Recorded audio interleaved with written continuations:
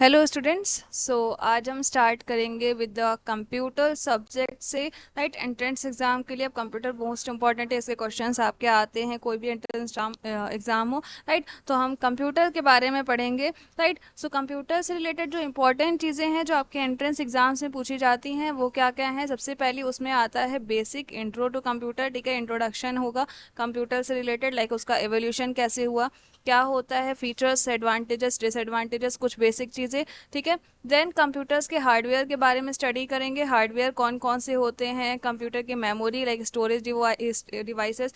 Hardware के साथ साथ आगे हम लोग इसमें सॉफ्टवेयर्स के बारे में पढ़ेंगे। ठीक है, हार्डवेयर सॉफ्टवेयर्स क्या है, मेमोरी क्या होती है, स्टोरेज डिवाइसेस कौन कौन से हैं, ऑपरेटिंग सिस्टम आपका क्या है, कुछ इंपॉर्टेंट चीज़ें लाइक वर्ड हो गया, प्रेजेंटेशंस हो गया, स्प्रेडशीट्स हो गया, ये सब चीज़ें कैसे आपकी वर्क करती हैं, इनके अंदर क्या क्या होता है। इंटरनेट का एवोल्यूशन कब हुआ, उसका डेवलपमेंट, देन कितने चीज़ें हैं, कितने कॉन्सेप्ट्स हैं जो आपके इंटरनेट से रिलेटेड हैं, उनको डिस्कस करेंगे। Then world wide web, right, networking and cyber security, and then we will discuss about the shortcut keys. तो ये सारी ही चीज़ें जो हैं ये आपके कुछ बेसिक्स चीज़ें हैं जो स्कूलिंग लेवल के हैं। राइट, जो आपके लिए हेल्पफुल हैं for the purpose of your entrance exam. Right, so one by one will continue with each and every one topic. Right, तो हम इस पार्ट में आज के वीडियो लेक्चर में इंट्रो से रिलेटेड सारी चीज़ें डिस्कस करेंगे एंड वन बाय वन इसी तरह से कुछ लेक्चर्स में हम सारा का सारा कंप्यूटर का पार्ट, इंपॉर्टेंट पार्ट एंड कर लेंगे। ठीक है, तो पहले हम स्टार्ट करेंगे with the introduction to computer, जिसमें हम इसके डेफिनेशंस पढ़ेंगे, क्या होता है, इसके फीचर्स से रिलेटेड चीज़ें।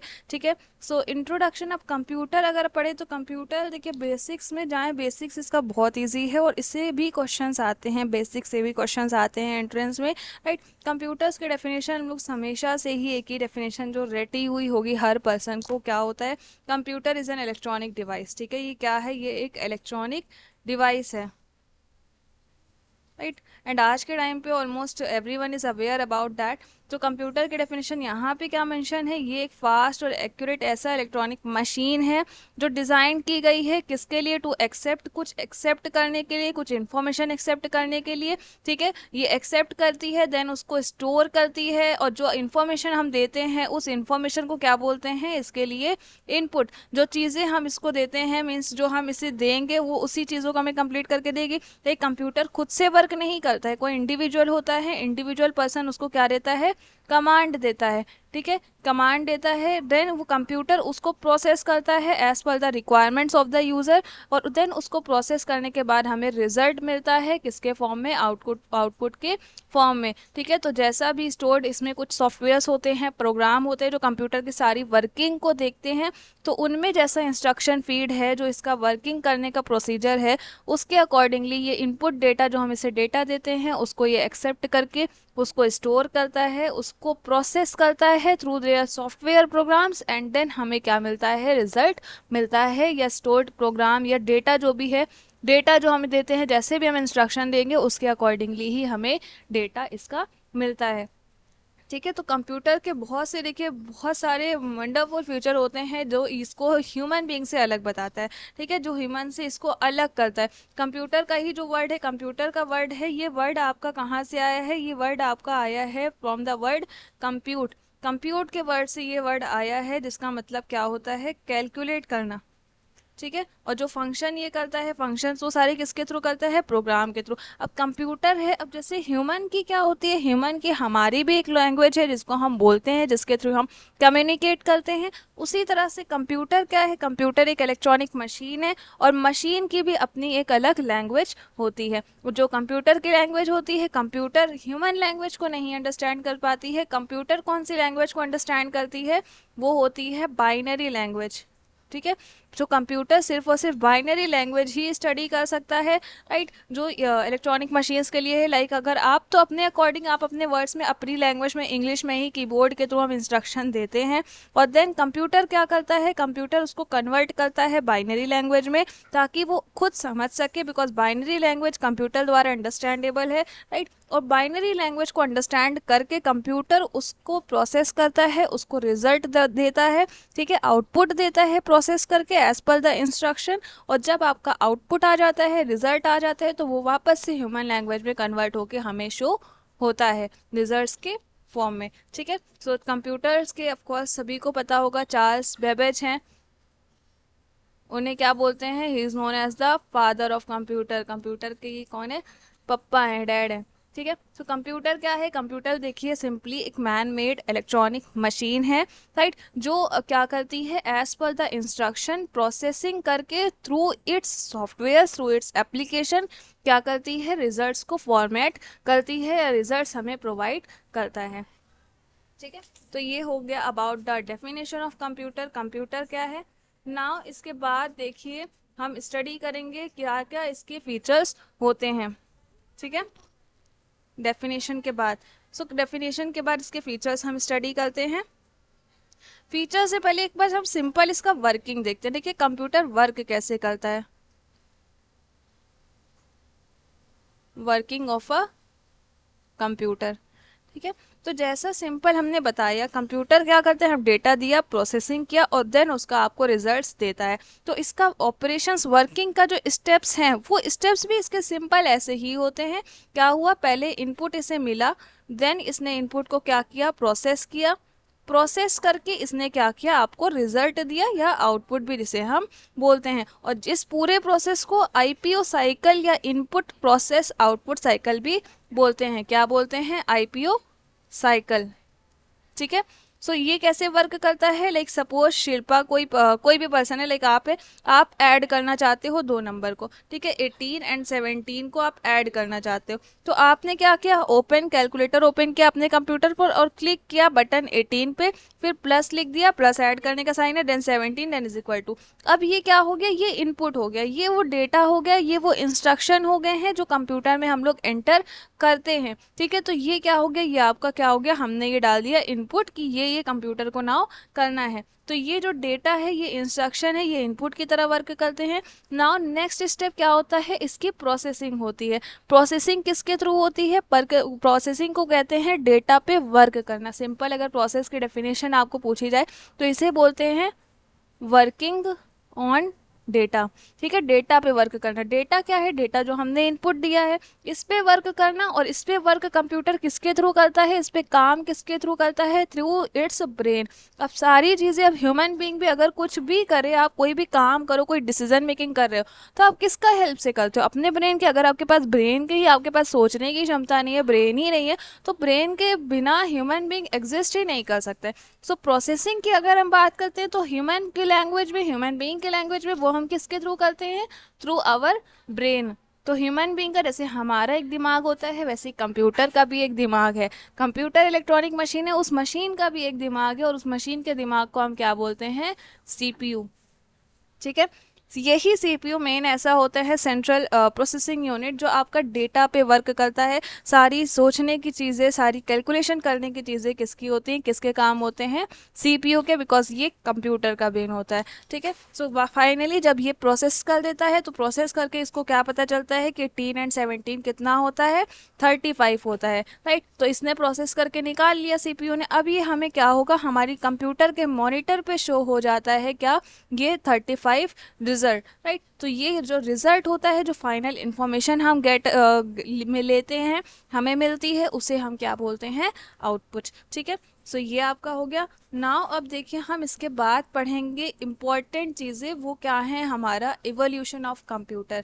कि कंप्यूटर का इवोल्यूशन कैसे हुआ, इवोल्यूशन से रिलेटेड भी देखिए क्वेश्चंस आते हैं। इवोल्यूशन आपका बहुत इंपॉर्टेंट टॉपिक है, एंट्रेंस के ही पर्सपेक्टिव से नहीं, आप आगे भी कभी कोई एग्जाम देंगे उसमें अगर आपका कंप्यूटर आ रहा है तो आपका कंप्यूटर के जेनरेशन से रिलेटेड क्वेश्चन ज़रूर आते हैं। ठीक है, सो हम क्या नाउ देखेंगे, जेनरेशंस ऑफ कंप्यूटर। जनरेशन या इवोल्यूशन कुछ भी बोल लें, या डेवलपमेंट भी वही बोल सकते हो। ठीक है, सो कितनी जनरेशन है, अब जनरेशन क्या होती है, डेवलपमेंट। सिंपली कंप्यूटर इंडस्ट्री के फील्ड में जनरेशन हम वर्ड इसलिए यूज़ करते हैं, मीन्स क्या क्या मेजर डेवलपमेंट आए हैं। देखिए डेवलपमेंट बहुत सारे आए हैं, ठीक है, रोज़ नया नया कुछ ना कुछ हुआ होगा, कुछ हर ईयर कुछ ना कुछ हुआ होगा, बट जो बहुत हाई लेवल के चेंजेस आए हैं, जो मेजर डेवलपमेंट आए हैं, उनको हम जनरेशन के अंडर पढ़ते हैं। ठीक है, सो जनरेशन क्या होता है, जनरेशन मीन्स यहाँ पे जो डेवलपमेंट हुआ है, टेक्नोलॉजी में डेवलपमेंट हुआ है, उसे हम स्टडी करेंगे। और जनरेशन मीन्स जो डेवलपमेंट है वो ओवरऑल आपका 5 कैटेगरीज में डिवाइड है। हम जनरेशन की स्टडीज़ 5 कैटेगरीज में पढ़ेंगे और उनका नेम भी कुछ इसी तरह से दिया गया है, लाइक फर्स्ट जनरेशन, ठीक है, first generation of computer, second generation, third generation, fourth and last one को क्या बोलते हैं, फिफ्थ वन को फ्यूचर जनरेशन ऑफ कंप्यूटर। ठीक है, तो सबसे पहला क्या है, सबसे पहला है हमारा फर्स्ट जनरेशन ऑफ कंप्यूटर। ठीक है, so first generation of computer से स्टार्ट करते हैं। 1 सेकेंड।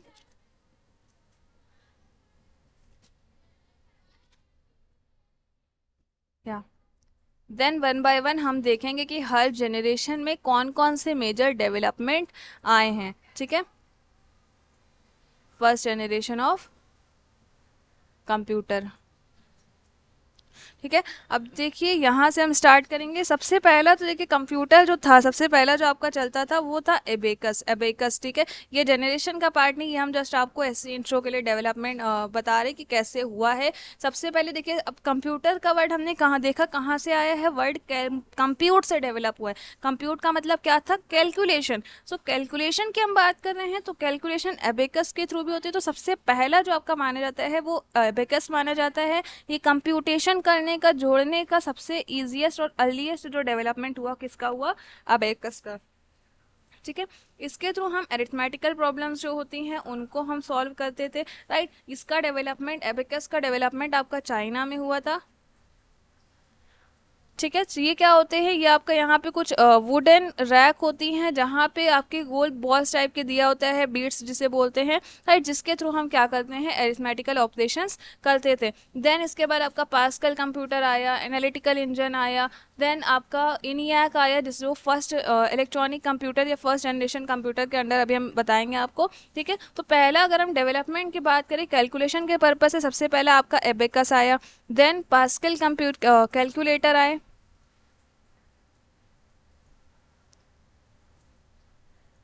ठीक है, ये क्या था, ये एक रियल में मशीनरी वाला कैलकुलेटर टाइप का था जो एक फ्रेंच साइंटिस्ट ने डेवलप किया था। ठीक है, इसके अंडर आपके 0 से 9 तक के सारे नंबर ऐड ऑन किए होते हैं। यहाँ पे आप इजीली एडिशन एंड सब्सट्रैक्शन कर सकते थे, इसको इसी वजह से एडिंग मशीन भी बोलते थे। देन इसके बाद आपका क्या आया, अभी हमने देखिए फर्स्ट जनरेशन हम नहीं स्टार्ट कर रहे हैं, ये कुछ डेवलपमेंट आपको बता रहे जो आपके कैलकुलेशन के लिए आए। इसके बाद आपका क्या आया था, एनालिटिकल इंजन। ठीक है, एनालिटिकल इंजन 1801 में आया था, जोसेफ मैरी जैकवार्ड ने ये लेकर आए थे। ठीक है, और ये किस लिए यूज किया जाता था, ये तब यूज किया जाता था फैब्रिक्स जो आपके होते थे, फैब्रिक्स की वीविंग के लिए यूज किया जाता था, राइट। देन इसके बाद इसको जो नेक्स्ट आया है, अब हम स्टडी करेंगे फ्रॉम द फर्स्ट इलेक्ट्रॉनिक जो कंप्यूटर्स आपके डेवलपमेंट आए, जो आपके फर्स्ट जनरेशन के अंडर कंसीडर्ड भी किए जाते हैं, वो आया है आपका 1946 में। ठीक है, यूएसए से, यूएसए में हुआ डेवलपमेंट, और किसने किया था, इकर्ट एंड मॉकली। ठीक है, इन्होंने डेवलपमेंट किया था, और उन्होंने जो डेवलपमेंट किया था जो कंप्यूटर का या जो कैलकुलेटर का, उसे बोलते हैं इनियक, इनियक। और इसका फुल फॉर्म क्या है इनियक का, electronic numerical integrator and calculator. I hope writing clear होगी, राइट। सो सबसे पहला डेवलपमेंट आपका जो हुआ वो इनियाक का हुआ। ये सबसे हाई स्पीड का माना जाता था, हाई स्पीड का स्विचिंग डिवाइस था। ठीक है, बट इसकी मेमोरी क्या थी, इसकी मेमोरी बहुत शॉर्ट, टाइनी मेमोरी थी, राइट। तो ये क्या था, इसमें सबसे हाई स्पीड के आपके वैक्यूम ट्यूब्स दिए। ठीक है, तो फर्स्ट जनरेशन देखिए आपका 1940 से 1956 तक के जितना भी डेवलपमेंट हुआ वो फर्स्ट जनरेशन के अंदर आता था, और यहाँ पे इंस्ट्रक्शन को या डेटा को सेव करने के लिए वैक्यूम ट्यूब्स का यूज होता था। ठीक है, किसका, vacuum tubes are used to store instruction, या डेटा को स्टोर करने के लिए, इंस्ट्रक्शन को स्टोर करने के लिए वैक्यूम ट्यूब्स का यूज किया जाता था, राइट। इसके अलावा ये कुछ एक्सपेंसिव भी थे और टाइम भी आपका थोड़ा लेते थे एज कम्पेयर टू नाउ। अब आज के टाइम के जो हैं ऑफकोर्स वो तो बहुत ज़्यादा फास्टेस्टली आपका सारा काम कर देते हैं, बट यहाँ पे क्या था, ये पहली जनरेशन के इनके अंडर बहुत लोवेस्ट लेवल ऑफ प्रोग्रामिंग ही सिर्फ आप कर सकते थे, एंड ऑल्सो यहाँ पे आपकी कंटिन्यूस मेंटेनेंस की भी रिक्वायरमेंट थी। ठीक है, कंटिन्यूस मेंटेनेंस, देन यहाँ पे जो मेमोरी जो सेकेंडरी स्टोरेज डिवाइस थी उसके लिए आपका पेपर टेप का यूज़ किया जाता था, ठीक है। पेपर टेप या पंच कार्ड का यूज़ किया जाता था as a secondary memory.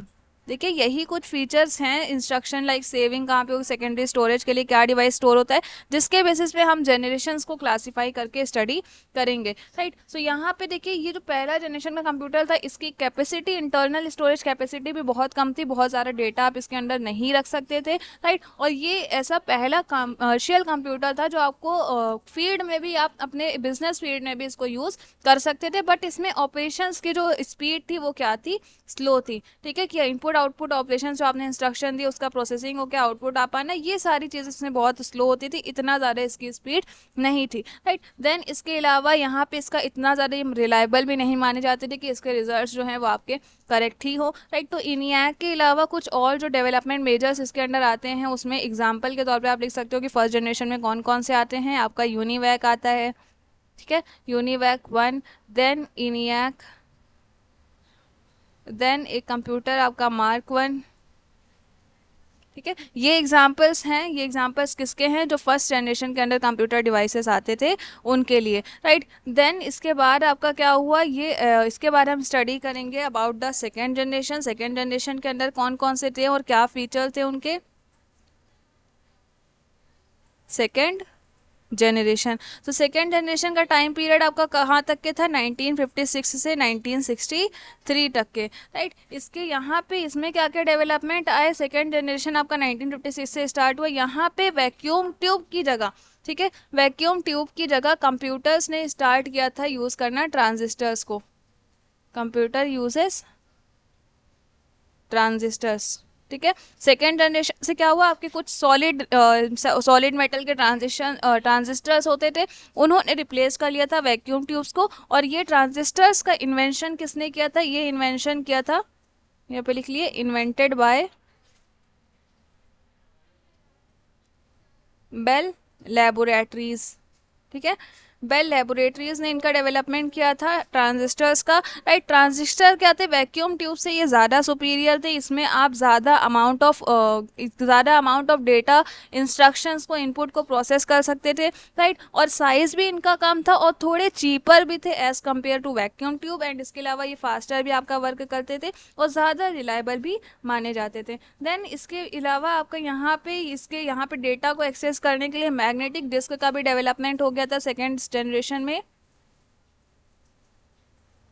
Magnetic disk, ठीक है। तो इस जनरेशन में क्या था, यहाँ पे आपका मेजर यही आया कि इन्वेंशन आपका मैग्नेटिक कोर ऑफ डिवाइसेस का इन्वेंशन हुआ था, ठीक है। और यहाँ पे लैंग्वेज भी आपकी कुछ डेवलप्ड हुई थी, लाइक जिनको कोबोल, एल्गोल, स्नोबॉल बोलते हैं। सो ये कुछ हाई लेवल की लैंग्वेजेस भी आपका डेवलपमेंट हुआ था और इन्हें भी हम कमर्शियल पर्पज़ के लिए यूज़ कर सकते थे। कौन कौन से पर्पज़ के लिए, लाइक आपका इन्वेंट्री कंट्रोल करने के लिए, ठीक है, इन्वेंट्री कंट्रोल हो गया। देन पेरोल सिस्टम को मैनेज करना है, एम्प्लॉयज़ को जो सैलरी वगैरह दे रहे हैं, जनरल लेजर करने के लिए, अकाउंटिंग करने के लिए आप इसे यूज़ कर सकते थे, राइट। सो यहाँ पे इसके अलावा प्रोग्रामिंग की लैंग्वेज का डेवलपमेंट भी आप मेंशन कर लेना। जो डेवलपमेंट हुआ था सेकेंड जनरेशन के अंदर वो कौन कौन सी थी, कोबॉल हो गया एंड फोर्ट्रैन हो गया, ठीक है। सो ये आपके कुछ फीचर्स थे of second generation computer. Now third generation में क्या क्या है, third generation. So third generation का टाइम पीरियड था आपका 1964 से 1971 तक के, आपका थर्ड जनरेशन माना जाता है, ठीक है। थर्ड जनरेशन में क्या था, यहाँ पे ट्रांजिस्टर जो थे, यहाँ पे जर्मेनियन ट्रांजिस्टर्स मेन एलिमेंट इसका था।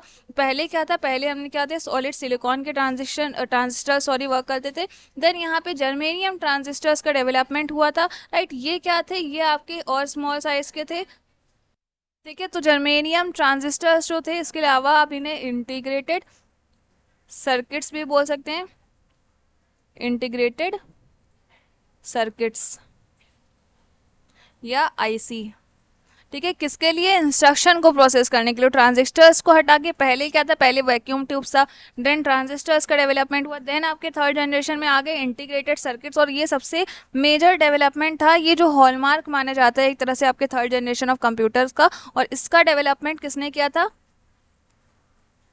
डेवलप्ड बाय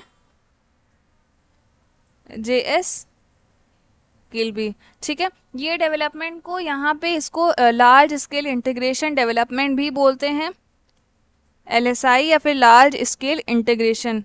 और थर्ड जनरेशन के अंदर जो आपका मेन मेमोरी का साइज था वो साइज भी आपका 100 मेगाबाइट्स तक के इंक्रीज हो गया था। ठीक है, आप इतना डेटा 100 मेगाबाइट्स तक का डेटा आप इसके अंदर स्टोर कर सकते थे इन न्यू कंप्यूटर्स के अंडर, राइट। सो ये आपके ज़्यादा डेवलपमेंट थे, ज़्यादा रिलायबल थे और चीपर भी थे as compare to the other generation, right. इसमें सारी चीज़ें आपकी कैलकुलेशन बहुत फास्ट होती थी as compare to the other, right. इसके अलावा ये भी अलाउ करता था कि कंप्यूटर्स को क्या यूज़र्स जो हैं एक टाइम पे एक सेम टाइम पे कई लोग कंप्यूटर को many users similarly simultaneously work कर सकते थे। लास्ट जो कंप्यूटर्स थे वहां पे आपका एक टाइम पे एक ही पर्सन ऑपरेट कर सकता था, बट यहाँ पे साइमल्टेनियसली मैनी यूजर्स को ये अलाउ करता था कि वो separately different different input output terminal पे ऑपरेट कर सकते थे। और थर्ड जनरेशन कंप्यूटर्स में यूजर्स जो थे वो किसके थ्रू इन्हें यूज कर सकते थे, यहाँ पे आपका कीबोर्ड्स हो गया, मॉनिटर्स हो गया, ठीक है, इनकी हेल्प से। एंड ऑल्सो ऑपरेटिंग सिस्टम का भी आपका डेवलपमेंट हुआ ही था,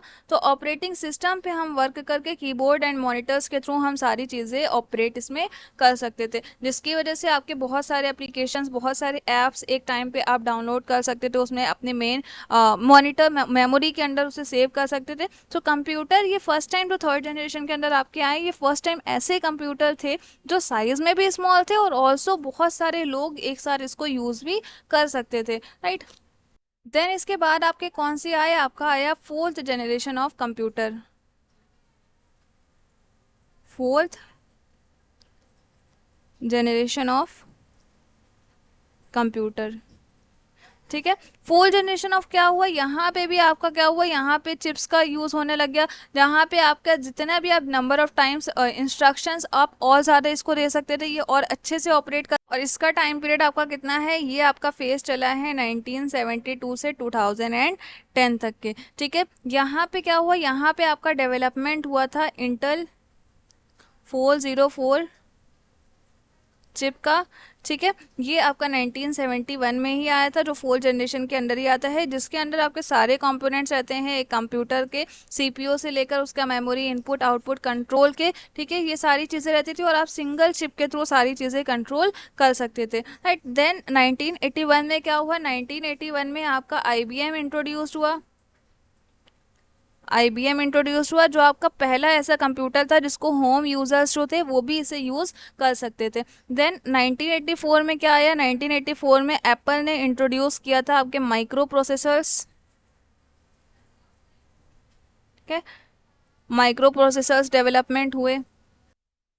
ठीक है, माइक्रो प्रोसेसर नहीं, सॉरी, एप्पल्स ने जो इंट्रोड्यूस किया था 1984 में उसे बोलते हैं Macintosh computer, right. Micro processors क्या थे, माइक्रो प्रोसेसर्स का डेवलपमेंट IIT चेन्नई ने किया हुआ था, आपका IIT चेन्नई में इसका डेवलपमेंट हुआ था। और जो सबसे पहला माइक्रो प्रोसेसर था इंडिया का उसे बोलते हैं शक्ति।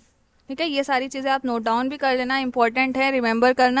ठीक है, और इसके अलावा फोर्थ जनरेशन के आपके जो कंप्यूटर्स थे, यहाँ पे सॉफ्टवेयर जो थे उनकी कॉस्ट ज़्यादा थी, और आपका माइक्रो कंप्यूटर का डेवलपमेंट हुआ, पर्सनल कंप्यूटर आपके हैं जिनको आप होम यूज़ के लिए भी यूज़ कर सकते थे। ठीक है, देन स्प्रेडशीट हो गया, डेटाबेस मैनेजमेंट सिस्टम हो गया, DBMS जिसे बोलते हैं, इसका भी डेवलपमेंट हुआ था आपका फोर्थ जनरेशन के अंदर, और इसका साइज़ भी ये ज़्यादा आपका फास्टर प्रोसेसिंग इसका था। ठीक है, और माइक्रो प्रोसेसर यहाँ पे यूज़ किए जाते थे। ठीक है, ये कुछ मेन इंपॉर्टेंट फीचर्स हैं related to fourth generation. Now इसके बाद हम पढ़ेंगे about the future generation of computer. Future generation या इसके अलावा इसे सिंपली फिफ्थ जनरेशन भी बोलते हैं। ठीक है, फिफ्थ जनरेशन जो आपका ऑपरेट कर रहा है कहाँ तक के, प्रेजेंट आज के टाइम पे जो है, और जो फ्यूचर में होगा, प्रेजेंट एंड बियॉन्ड, वो सारी आपके डेवलपमेंट किसके अंडर आएगा, फिफ्थ जनरेशन के अंडर। अब फिफ्थ जनरेशन के अंदर जो मेजर डेवलपमेंट आया, यहाँ पे एक पर्सन कॉम्प्लेक्स प्रोग्रामिंग से बच सके, ज़्यादा कॉम्प्लेक्स प्रोग्रामिंग ना करनी पड़े, राइट। बहुत ज़्यादा जो इलेक्ट्रॉनिक कंप्यूटर की ऐसी कुछ डिवाइसेस होती है जिसमें कॉम्प्लेक्स थोड़ा वर्किंग होती है, उसको ईजी करने के लिए बहुत से टेक्नोलॉजिकल डेवलपमेंट आए। तो यहाँ पे जो इंट्रोडक्शन हुआ है मेन, वो आता है आपका इंटेलिजेंस का आइडिया को जो डेवलपमेंट हुआ है, जिसे हम बोलते हैं आर्टिफिशियल इंटेलिजेंस या AI। Artificial intelligence. ठीक है, अब आपकी क्या चीज़ें, अब आपकी चीज़ें ज़्यादा फास्टर हैं, रिलायबल हैं, अब आपको कितने सारे फॉर्मेट में सारी चीज़ें अवेलेबल। अब आप बहुत छोटी छोटी मशीन्स के थ्रू, लाइक मोबाइल्स के थ्रू ही हम सारी चीज़ें कर सकते हैं। तो अभी जो चीज़ें चल रहा है, जितना भी डेवलपमेंट हुआ है, जो सारा फ्यूचर में होगा, वो आपका फ्यूचर जनरेशन या फिफ्थ जनरेशन के अंडर आता है। ठीक है, तो एक सिंपली एक बार देखिए, अब फर्स्ट जनरेशन में क्या था, एक बार ओवरऑल हम देखते हैं क्या क्या था सब में, बिकॉज ये सारी चीज़ें रिमेंबर रखना इंपॉर्टेंट है, राइट। लाइक फर्स्ट जनरेशन में क्या था, यहाँ पे हम वैक्यूम ट्यूब का यूज़ करते थे सर्किट्स में। ठीक है, इसके अलावा इसमें स्टोरेज कैपेसिटी भी बहुत कम थी, इनपुट आउटपुट भी इसका बहुत स्लोली होता था, और जो लैंग्वेज इसमें प्रोग्रामिंग की यूज़ की जाती थी वो भी बहुत लो लेवल की थी। ठीक है, इसका आप में कौन कौन से एग्जाम्पल्स इसके अंदर थे, यूनिवैक था, इनियक था इसके अंदर जो आता है। इसके अलावा एक और आप इसमें मेंशन कर सकते हैं, IBM C650। ठीक है, देन इसके बाद क्या हुआ, देन हमारा सेकेंड जनरेशन का आया, जहाँ पे हम वैक्यूम ट्यूब्स की जगह पे ट्रांजिस्टर्स का यूज़ करने लगे। एंड ऑल्दो यहाँ पे प्राइमरी इंटरनल जो स्टोरेज मीडियम था, वहाँ पे मैग्नेटिक कोर्स का यूज़ होता था। ठीक है, यहाँ पे थोड़ी as compare to the first generation storage capacity increase की गई, इनपुट आउटपुट भी आपका थोड़ा सा फास्टर हुआ, साइज भी इसका थोड़ा कम हुआ। ठीक है, यहाँ पे जो हाई लेवल की प्रोग्रामिंग लैंग्वेज का आपका डेवलपमेंट हुआ था, उसे हम क्या बोलते हैं, कोबॉल या फोर्ट्रैन। इसका आपका देखिए, इसका एप्लीकेशंस भी लिखिएगा, इन्वेंटरी फाइल्स के लिए या बैच ओरिएंटेड चीज़ों के लिए इसका एप्लीकेशन, इसका यूज़ भी होता था। ठीक है, इसके अलावा इसके भी एग्जांपल्स यहाँ पे मेंशन नहीं है, एग्जांपल्स आप इसके मेंशन कर लेना जो सेकंड जनरेशन के अंदर आते हैं। वो हैं IBM 1401। ठीक है, देन हनीवेल 200, देन CDC 1604। ठीक है, ये आपका सेकेंड जनरेशन का पार्ट है। नाउ थर्ड जनरेशन में क्या था, यहाँ पे इंटीग्रेटेड सर्किट का यूज़ होने लगा। ठीक है, फ्लेक्सिबल था, सारी चीज़ें फ्लेक्सिबल थी, साइज भी इसका स्मॉलर था, बेटर परफॉर्म भी करता था, रिलायबिलिटी भी अच्छी थी, स्पीड भी इसमें ज़्यादा आपकी बढ़ गई थी, और हाई लेवल की थोड़ी प्रोग्रामिंग लैंग्वेज का भी डेवलपमेंट हो गया था, और आपका ऑपरेटिंग सिस्टम भी अवेलेबल था, सॉफ्टवेयर्स थे, ताकि आप जिसके थ्रू इनपुट आउटपुट को कंट्रोल कर सको। ठीक है, इसमें क्या क्या डेवलपमेंट हुआ, आपका IBM सिस्टम आया, IBM सिस्टम 360 भी बोलते हैं, IBM 360 का डेवलपमेंट हुआ। देन आपका इसके अलावा NCR 395। ठीक है, ये एग्जाम्पल किसके हैं, थर्ड जनरेशन कंप्यूटर्स के हैं, और इसका यूज़ भी देखिए कहाँ कहाँ पे होता है, इसका यूज़ होता था या होता है, इसका यूज़ एप्लीकेशन इसका एयरलाइन रिजर्वेशन सिस्टम के अंडर, एयरलाइन रिजर्वेशन सिस्टम में। ठीक है, या क्रेडिट कार्ड की बिलिंग करने में या मार्केट की फोरकास्टिंग करने में इसका यूज़ होता है। ठीक है, देन आपका क्या आया, देन आपका फोर्थ जनरेशन का आया, जहाँ पे थोड़े लार्ज स्केल के इंटीग्रेटेड सर्किट्स का यूज़ हुआ, स्टोरेज कैपेसिटी भी इसकी बढ़ गई। ठीक है, इसका बहुत सारा वर्सेटिलिटी भी हो गई कि इनपुट आउटपुट डिवाइसेस में आपका बहुत डेवलपमेंट हुआ, माइक्रो प्रोसेसर माइक्रो कंप्यूटर्स का डेवलपमेंट हुआ, और माइक्रो कंप्यूटर्स का यूज़ भी बढ़ाया गया। इलेक्ट्रॉनिकली देखिए, ऑनलाइन पेमेंट करना हो, वो सारी चीज़ें इसके अंदर आ जाती हैं, इसका एप्लीकेशन से आप मेंशन कर सकते हैं। ठीक है, इलेक्ट्रॉनिक पेमेंट हो गया या fund transfer. Then home computer का भी डेवलपमेंट हुआ था इसमें ही आपका, इसके एग्जांपल में आप Apple 2 हो गया, IBM PC XT micro computer हो गया, ये सारी आ जाती हैं। और लास्ट आपका क्या है, फिफ्थ जनरेशन, जो आपका अभी चल रहा है, और बाद में भी आने वाले टाइम में भी जो डेवलपमेंट होगा वो आपका फ्यूचर जनरेशन या फिफ्थ जनरेशन के अंडर ही आएगा। ठीक है, सो ये इतनी चीज़ें हम डिस्कस करते हैं इस पार्ट में। फ्रॉम द नेक्स्ट पार्ट हम और इंट्रो और बेसिक चीज़ें स्टडी करेंगे related to the computer. Thank you. Hello students, so computer की लास्ट वीडियो में कल हमने कुछ इंट्रो देखा था। ठीक है, देन कैसे एवोल्यूशन हुआ था कंप्यूटर का, तो उसके थ्रू हमें काफ़ी सारी चीज़ें जानने को मिली। ठीक है, राइट। देखिए, इसके अलावा कैरेक्टरिस्टिक्स है, एडवांटेजेस एंड डिसएडवांटेजेस है, ये आपके बहुत सारे इजी इजी हैं। ठीक है, तो इनमें इतना कुछ है नहीं, बट स्टिल हम आपको कैरेक्टरिस्टिक्स बता देते हैं। नेक्स्ट टॉपिक आपका इंट्रोडक्शन टू हार्डवेयर स्टार्ट करेंगे, उससे पहले हम कंप्यूटर के कैरेक्टरिस्टिक्स को भी स्टडी कर लेते हैं। ठीक है, characteristics of computer, right? तो कंप्यूटर की कैरेक्टरिस्टिक्स में जो सबसे पहली चीज़ हम देखेंगे, सबसे अच्छी जो सबसे पहली चीज़ होती है इसमें आती है, वो होता है स्पीड। ठीक है, ये इसका एक ऐसा फीचर्स है, ऑल्दो ये इसको डिफरेंट बनाता है ह्यूमन बीइंग से भी। ठीक है, कि लाइक इलेक्ट्रॉनिक मशीन है तो ह्यूमन बीइंग की स्पीड इतनी नहीं होती है, हर पर्सन उसकी एक लिमिटेड स्पीड होती है। तो कंप्यूटर क्या होता है, कंप्यूटर आपको प्रोसेसिंग की स्पीड बढ़िया प्रोवाइड करता है। ठीक है, अब लाइक अगर कोई बैंक है या ग्रोसरी स्टोर हो गया, स्टॉक एक्सचेंजेस हैं, तो वहाँ पे इंटरनेट हो गया, इंटरनेट भी आपका डिपेंडेंट रहता है, वहाँ पे वो सारी उनकी एक्टिविटीज़ ही, उनका जो बैंकिंग ऑपरेशंस हो रहे हैं, बैंक की एक्टिविटीज़ हो रही हैं, सेबी की सारी चीज़ें ऑनलाइन हो रही हैं, स्टॉक एक्सचेंजेस का देखिए सेकेंडरी मार्केट ऑनलाइन शेयर्स का सेलिंग एंड परचेजिंग हो रहा है। तो ये सब किसके थ्रू हो रहा है, बिकॉज कंप्यूटर्स आज आपके इतने ज़्यादा हाई लेवल की स्पीड में अवेलेबल हैं। ठीक है, तो कंप्यूटर की स्पीड्स देखिए किस तरह से जज करते हैं। स्पीड जज करने के भी बहुत से क्राइटेरिया होते हैं, मेजर्स होते हैं, लाइक मिली सेकेंड होता है। ठीक है, स्पीड कंप्यूटर की टाइम यूनिट में मेजर की जाती है। ठीक है, कि एक सेकेंड में, पर सेकेंड में कितना वो इंस्ट्रक्शन आपका प्रोसेस कर रहा है। तो मिली सेकेंड क्या होता है, मिली सेकेंड मीन्स 1 ms। ये स्पीड क्या होती है, 1000 of a second, 1000 of a second. ये क्या दिखाता है, मिली सेकेंड, मिली सेकेंड इसको कर लीजिएगा, 1000 ऑफ अ सेकेंड,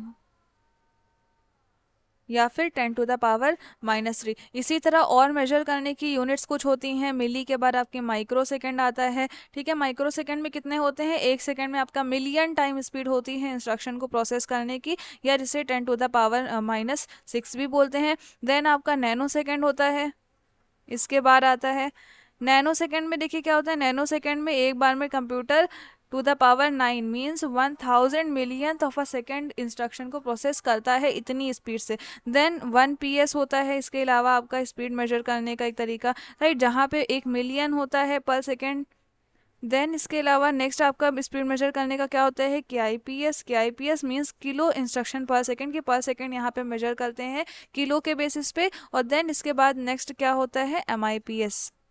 MIPS यहाँ पे 1 सेकेंड में कंप्यूटर मिलियंस ऑफ इंस्ट्रक्शन आपके प्रोसेस कर सकता है। ये आपके क्राइटेरिया होते हैं जिनके थ्रू स्पीड को मेजर किया जाता है। ठीक है, ऑफकोर्स कंप्यूटर इसी के लिए जाने जाते हैं कि वहाँ पे वो आपको इजीली क्विक सर्विसेज प्रोवाइड कराते हैं। देन सेकेंड इसका कैरेक्टरिस्टिक्स क्या होता है, एक्यूरेसी एंड रिलायबिलिटी।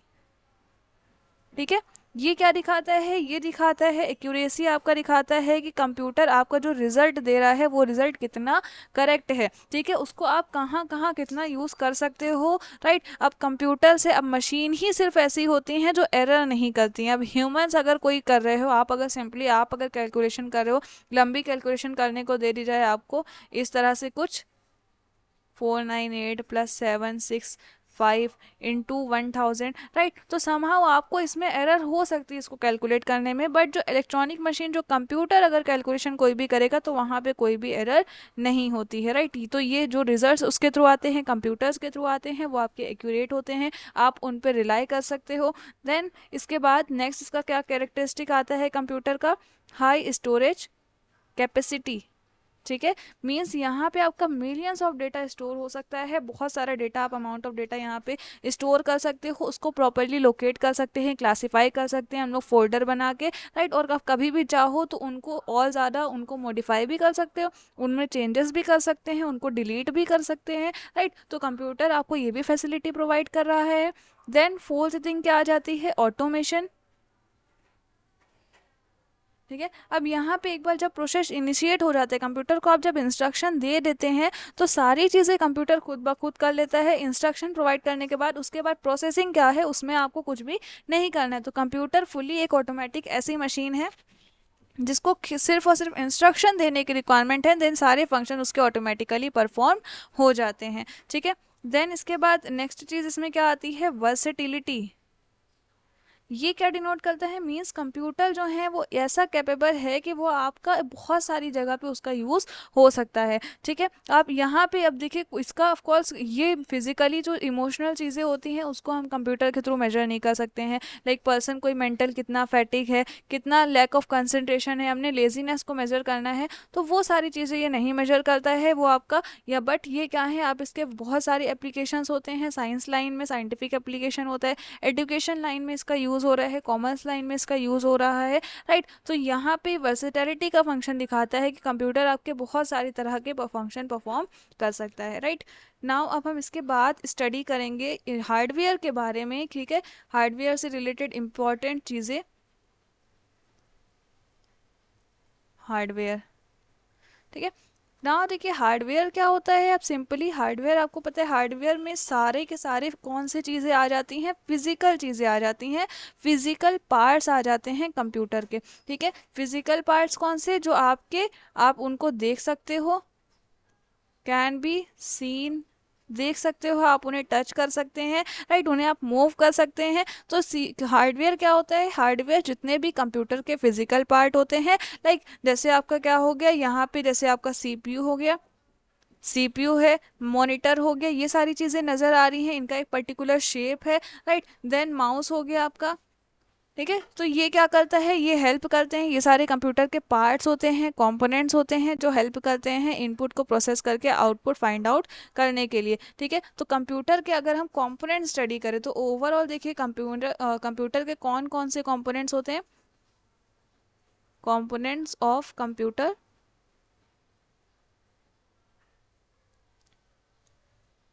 ठीक है। बहुत देखिए कंप्यूटर इजी है, इससे आपके इजी क्वेश्चन आते हैं, बहुत कॉम्प्लिकेटेड नहीं आएंगे। सो कंप्यूटर के कंपोनेंट्स अगर हम देखें तो कौन से होते हैं, उनको आप मेजरली दो पार्ट में डिवाइड कर सकते हो, पहला होता है हार्डवेयर और देन दूसरा क्या होता है, सॉफ्टवेयर, ठीक है।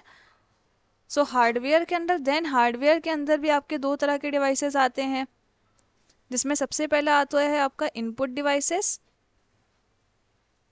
ठीक है। इनपुट डिवाइसेस क्या, जिसके थ्रू हम लोग कंप्यूटर को इंस्ट्रक्शन देते हैं। अब लाइक कीबोर्ड हो गया, कीबोर्ड को हम यूज़ करते हैं, हमें कंप्यूटर पे कुछ भी लिखना है, कुछ डेटा डालना है तो हम कीबोर्ड का यूज़ करते हैं। माउस में माउस के कर्सर के थ्रू कर सकते हैं, स्कैन करके भी चीज़ें कर सकते हैं, तो स्कैनर भी आपका होता है। इसी के साथ बहुत सारे इनपुट डिवाइसेस होते हैं, हम लोग आगे के लेक्चर्स में स्टडी करेंगे, राइट। देन नेक्स्ट क्या होते हैं, नेक्स्ट आपके इसके अंदर आते हैं आउटपुट डिवाइसेस। आउटपुट डिवाइसेस क्या, जिनके थ्रू आपका रिजल्ट शो होता है, ठीक है, लाइक मॉनिटर, कंप्यूटर की स्क्रीन हो गई।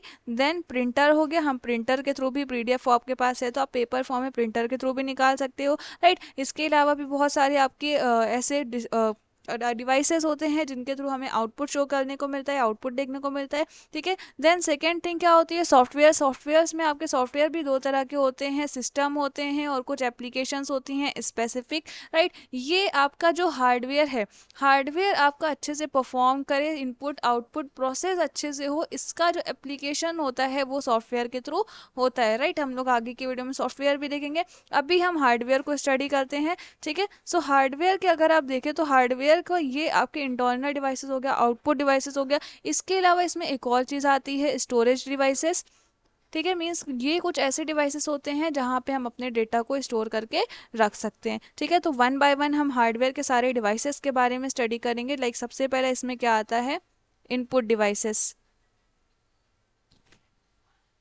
ठीक है। इनपुट डिवाइसेस अभी क्या बताए, इनपुट डिवाइसेस देखिए वो डिवाइसेस होते हैं जिसके थ्रू यूज़र हो गया या कोई भी पर्सन हो गया, हम लोग हो गए, जिसके थ्रू हम लोग कंप्यूटर से इंटरेक्ट करते हैं, ठीक है। वो क्या होते हैं, वो उन्हें हम बोलते हैं इनपुट डिवाइसेस, ठीक है। इनपुट डिवाइसेस क्या है, इनपुट डिवाइसेस वो डिवाइसेस हो गया है जिसके थ्रू सिंपली आप इंफॉर्मेशन या फिर डेटा, इंफॉर्मेशन और डेटा एंटर्ड किया जाता है कंप्यूटर के अंदर, एंटर इनटू द कंप्यूटर, और कौन करता है, यूज़र करता है जो उसे यूज़ कर रहा है, ठीक है। अब ये आपके एक्सटर्नल सोर्सेज होते हैं, अब ये कंप्यूटर सोर्सेज से डिफरेंट होते हैं। यहाँ पे इन जब अब कंप्यूटर सोर्सेज हैं, सोर्सेज में अब कंप्यूटर सोर्सेज आ रही है, प्रोसेसिंग कर रहा है, तो प्रोसेसिंग वो उसी डेटा की करेगा ना जो हम डालेंगे, तो वो हम इनपुट जिसके डिवाइसेस के थ्रू डालते हैं, उन डिवाइसेस को हम क्या बोलते हैं, इनपुट डिवाइसेस होता है सिंपली, ठीक है। अब इनपुट डिवाइसेस में आपने डेटा डाला, वो सीपीयू को देन दे देता है, तो इसलिए बिना इनपुट डिवाइसेस के हम प्रोसेसिंग ही नहीं कर सकते हैं, कोई भी चीज़ नहीं कर सकते हैं, आगे इन्फॉर्मेशन भी पास ऑन नहीं हो पाएगी, ठीक है। तो इनपुट डिवाइसेस पे आपके देखिए बहुत तरह के होते हैं, लाइक बहुत an number of input devices हैं। आज के टाइम पे बहुत सारे डेवलपमेंट हो गए हैं, बहुत सारे न्यू न्यू डिवाइसेस आ गए। लाइक सबसे पहला आपका क्या है, कीबोर्ड, सबसे इजी, सबसे चीज़ें सभी लोग इससे अवेयर हैं, ठीक है। कीबोर्ड क्या होता है, आपका एक हार्डवेयर डिवाइस है जिसमें क्या होता है, आपके 104 कीज़ होते हैं इन टोटल, ठीक है। और उन कीज़ में न्यूमेरिकल कीज़ भी होती हैं, अल्फ़ाबेटिकल कीज़ भी होती हैं, ABCD भी रहते हैं, बहुत सारे फंक्शंस, अरिथमेटिकल फंक्शंस भी होते हैं, राइट। तो इसको क्या कर दिया जाता है, ये आपका कंप्यूटर के थ्रू कनेक्ट कर दिया जाता है और आप इसमें भी क्या कर सकते हो, इसमें आप अपना डेटा या इंस्ट्रक्शन इसके थ्रू भी कंप्यूटर को दे सकते हो। तो वायर और वायरलेस भी आते हैं, अब आज के टाइम पे आपके ब्लूटूथ के थ्रू भी कनेक्ट हो जाते हैं कीबोर्ड्स, राइट। तो ये बहुत कॉमन इनपुट डिवाइस है। देन इसके अलावा नेक्स्ट आपका इनपुट डिवाइस क्या आता है, सिंपली माउस। सबने ही देखा होगा माउस, सब बहुत यूज़ भी करते होंगे। तो माउस आपका एक तरह का पॉइंटिंग डिवाइस होता है, पॉइंटिंग डिवाइस, ठीक है, जिसके थ्रू हम स्क्रीन पे जो कर्सर आ रहा होता है उसको कंट्रोल कर सकते हैं, ठीक है। लाइक उसको लेफ्ट हो गया, मिडल साइड हो गया, राइट बटन उसमें रहता है, तो किधर भी साइड करके हम उसको कर्सर को कंट्रोल करके सारी चीज़ें जस्ट बाय अ क्लिक कर सकते हैं माउस पे, ठीक है। लाइक कंप्यूटर पे स्क्रीन पे कोई भी चीज़ अगर सिलेक्ट हो रही है या कोई आपने फाइल ओपन करनी है तो सिंपल आप एक क्लिक करके कंप्यूटर को चला सकते हैं, राइट। देन इसके अलावा आपका नेक्स्ट इसके अंडर क्या आता है इनपुट डिवाइस में, थर्ड वन इज स्कैनर।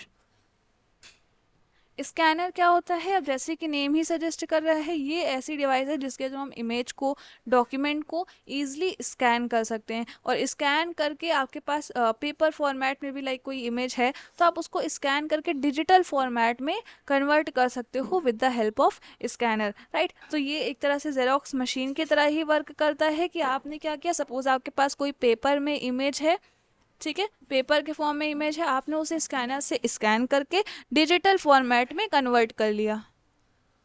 अब डिजिटल फॉर्मेट में हो गई आपके पास, कंप्यूटर में सामने जब कोई चीज़ आ गई तो वो क्या हो जाती है, एडिटेबल हो जाती है। नाउ आप उसको ईजिली अपने अकॉर्डिंगली जैसा आपको चाहिए एडिट भी कर सकते हैं, ठीक है। तो ये स्कैनर करता है। देन इसके अलावा नेक्स्ट डिवाइस क्या होती है, 1 सेकेंड।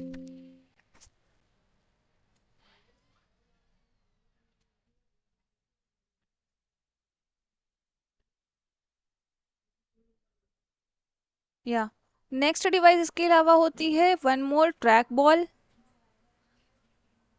ट्रैक बॉल क्या होती है, आपने ट्रैक बॉल एक तरह से आपने गेमिंग वगैरह में देखी होगी, ठीक है। ये एक बॉल जैसी ही रखी हुई होती है, आप इस बॉल को मूव करते हो, राइट। कि लाइक आपने इस कंप्यूटर की स्क्रीन के साथ लाइक आप कभी गेम खेलने गए होंगे, यूजुअली ये गेम्स वगैरह में या मेडिकल फील्ड में भी इसका यूज़ होता है। तो ये एक तरह से माउस का ही अल्टरनेटिव होता है, ठीक है। इस तरह से बॉल के ही फॉर्मेट में होता है, लाइक ये स्क्वायर का एक बॉक्स जैसा है, उसके ऊपर ये बॉल के फॉर्मेट में एक मेंशन होता है, बॉल के फॉर्मेट में होता है। और इसको क्या कर सकते हो, आप अपने हैंड से रोटेट कर सकते हो, किसी भी साइड की टूवर्ड्स मूव कर सकते हो। तो ये ऐसा बॉल होता है जो स्टैटिक एक जगह पे फिक्स रहता है और यूज़र जो भी चाहे, जो यूज़र है जो यूज़ कर रहा है वो उस बॉल को बहुत सारी अलग अलग डायरेक्शन में मूव करके, और जैसे जैसे वो अपने हैंड को मूव करेगा बॉल पे सामने स्क्रीन पे, वैसे ही सारे एक्शंस होंगे, ठीक है। तो आप जिस भी डायरेक्शन में जाते हो, आप कुछ भी अगर स्क्रीन पे डिजायर्ड डिजायर्ड एक्शन परफॉर्म करना चाहते हैं तो आप क्या कर सकते हो, आप जस्ट उस बॉल को मूव करके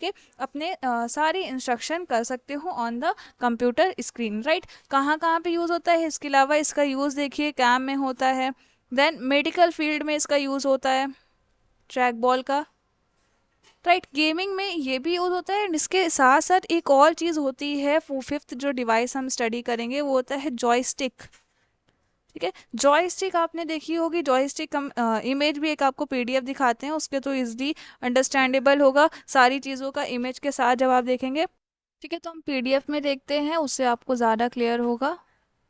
1 सेकेंड।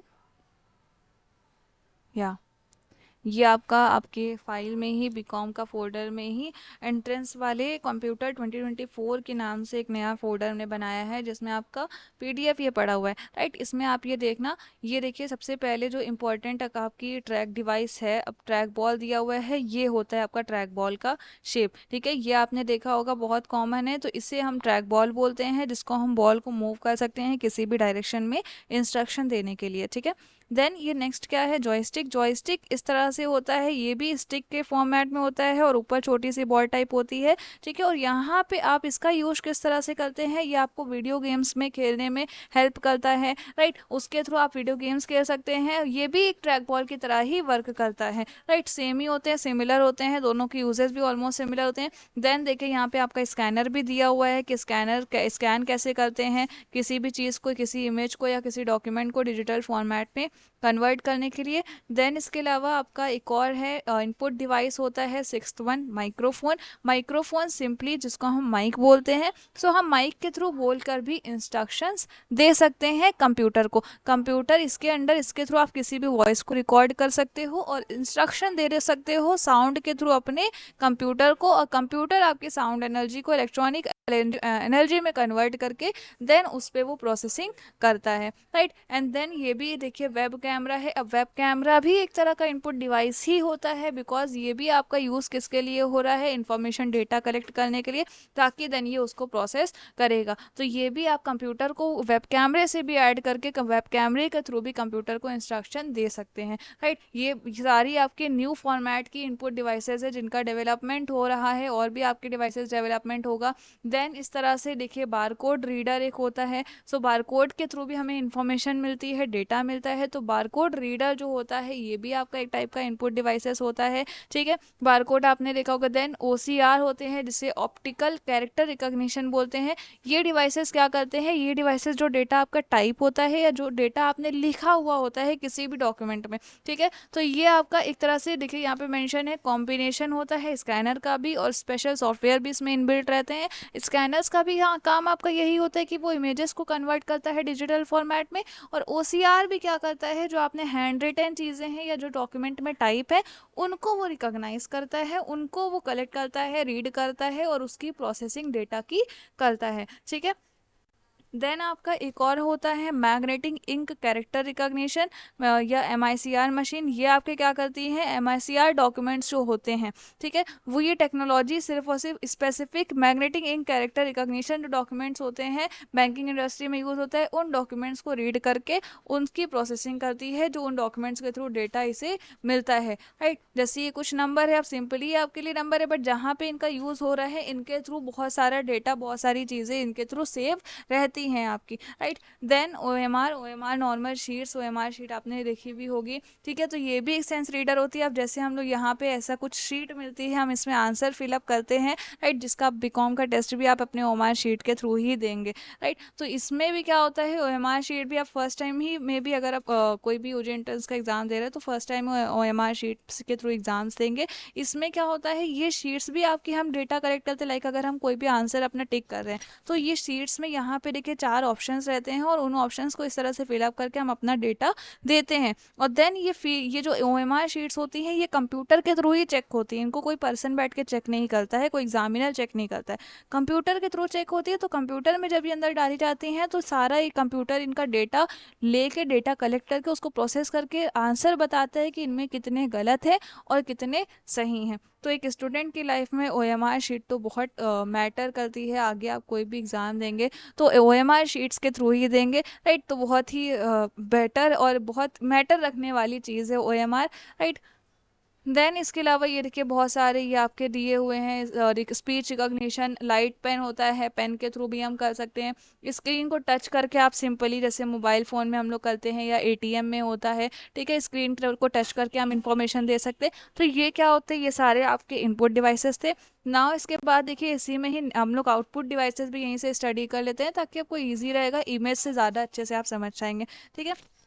सो आउटपुट डिवाइसेस क्या, इनपुट डिवाइसेस जैसे हमने देखा जहाँ पे जिनके थ्रू हम इंस्ट्रक्शन कंप्यूटर को देते हैं, वहीं आउटपुट डिवाइसेस वो डिवाइसेस होती हैं जो जहाँ पे कंप्यूटर उस इंस्ट्रक्शन को प्रोसेस करके, उस डेटा को प्रोसेस करके हमें रिजल्ट्स वापस से शो करता है, ठीक है। तो हमें रिजल्ट किस तरह से शो होगा, कंप्यूटर को तो हमने इंस्ट्रक्शन दे दिए और हमने देखा कि इंस्ट्रक्शन देने के लिए भी तो बहुत सारी चीज़ें थी, उसके थ्रू ही इंस्ट्रक्शन दिए। तो उसी तरह से अब कुछ ऐसी भी तो डिवाइसेस होंगी जिनके थ्रू हमें रिजल्ट शो होगा, ठीक है। तो ये आउटपुट डिवाइसेस होती हैं जिनके थ्रू हमें रिजल्ट डिस्प्ले होता है, देख करके मिलता है, ठीक है। तो इसमें कौन कौन सी होती हैं, ये जो कुछ मोस्ट कॉमन आउटपुट डिवाइसेस है, सिंपली है, बहुत कॉम्प्लिकेटेड नहीं है, बहुत ज़्यादा भी नहीं है।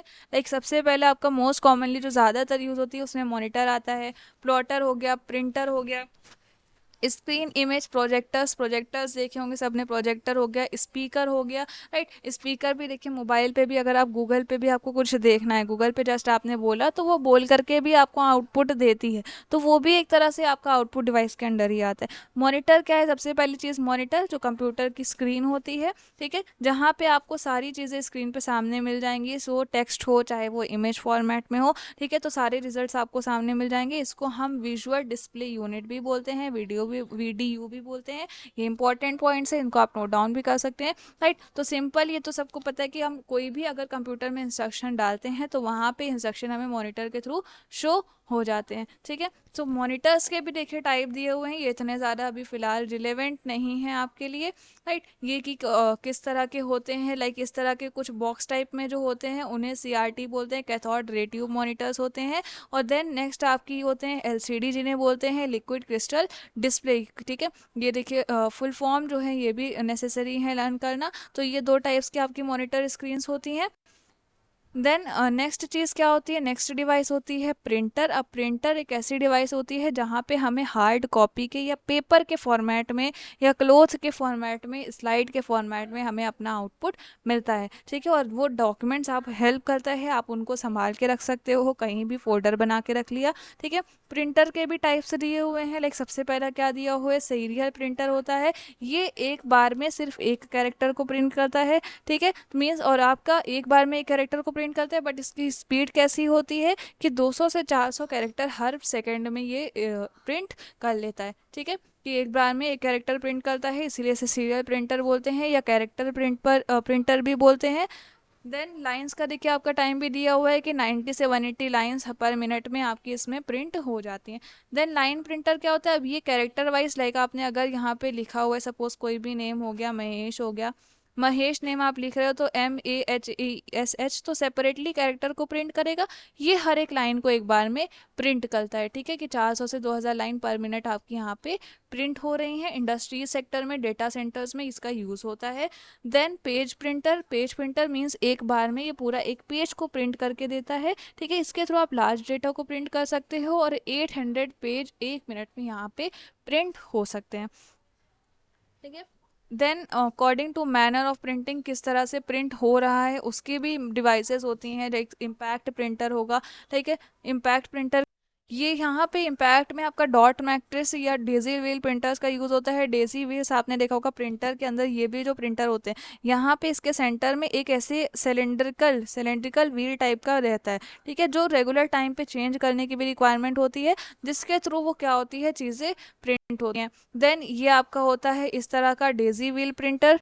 डेजी प्रिंटर्स जो होते हैं, ऑल्दो ये आपके ग्राफिक या इमेजेस को प्रिंट नहीं करते हैं, ठीक है, और कुछ नॉइसी भी होते हैं और इतना ज़्यादा बेटर वर्क भी नहीं करते हैं। आपके जो ये वाले प्रिंटर होते हैं डॉट मैट्रिक्स, ये ज़्यादा यूज़ किए जाते हैं। देन ये आपके नॉन इम्पैक्ट हो गया, इंकजेट प्रिंटर्स है, ये आपके इतना यूज़फुल नहीं है। क्या थर्ड डिवाइस क्या है, थर्ड डिवाइस होती है इसमें स्पीकर।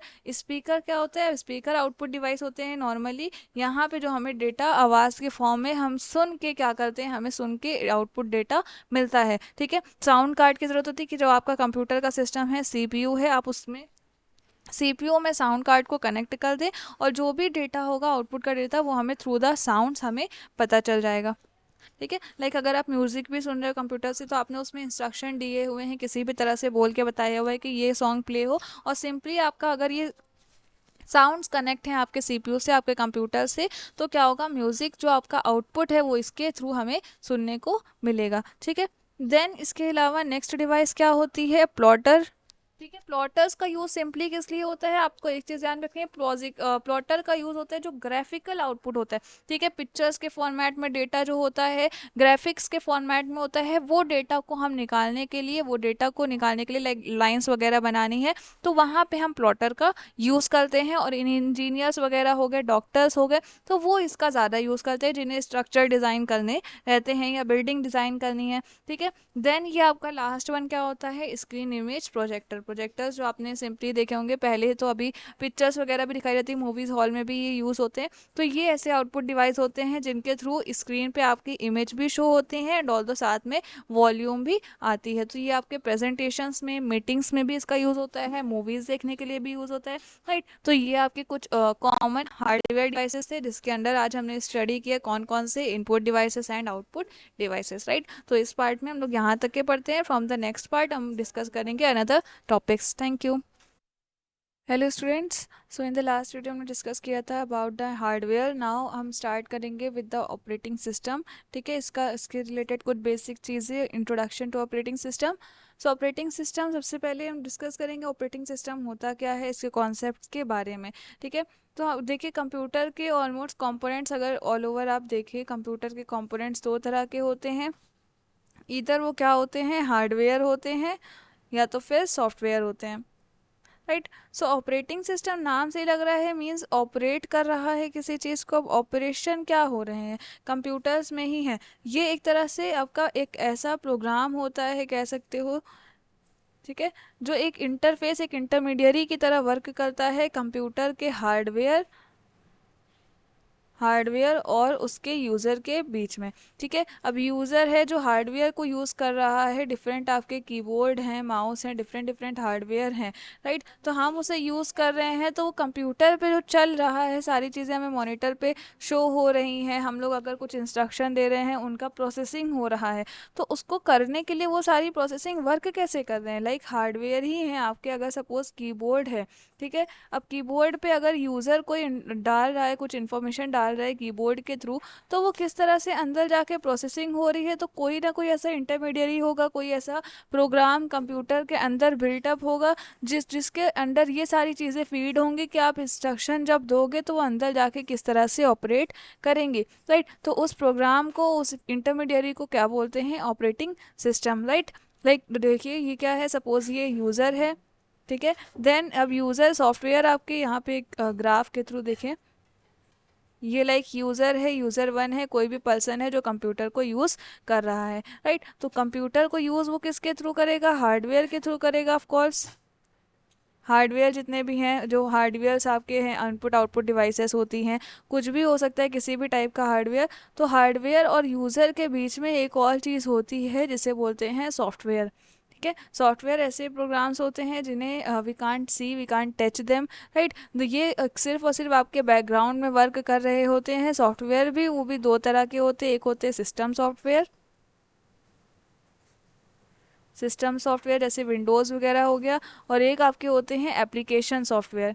एप्लीकेशन सॉफ्टवेयर कौन से होते हैं, ये स्पेसिफिक सॉफ्टवेयर होते हैं जो किसी स्पेसिफिक पर्सन फंक्शन को परफॉर्म करने के लिए होते हैं, जैसे ऐप्स होते हैं डिफरेंट डिफरेंट, राइट। सो ये ऐप्स क्या होते हैं, अब एक ऐप में एक ही तरह का कोई फंक्शन परफॉर्म हो सकता है, जिससे वो लाइक व्हाट्सएप हो गया, राइट। तो ये भी एक एप्लीकेशन है। तो इसमें एक तरह का ही होता है कि कम्युनिकेशन के लिए ये टूल बना हुआ है। तो system software all over general computer की वर्किंग में हेल्प करते हैं, और ये स्पेसिफिक किसी काइंड ऑफ वर्क के लिए होते हैं। ठीक है, तो ये आप दोनों, ये दोनों जो चीज़ें होती हैं, ये किसका पार्ट होते हैं, ऑपरेटिंग सिस्टम का पार्ट होते हैं।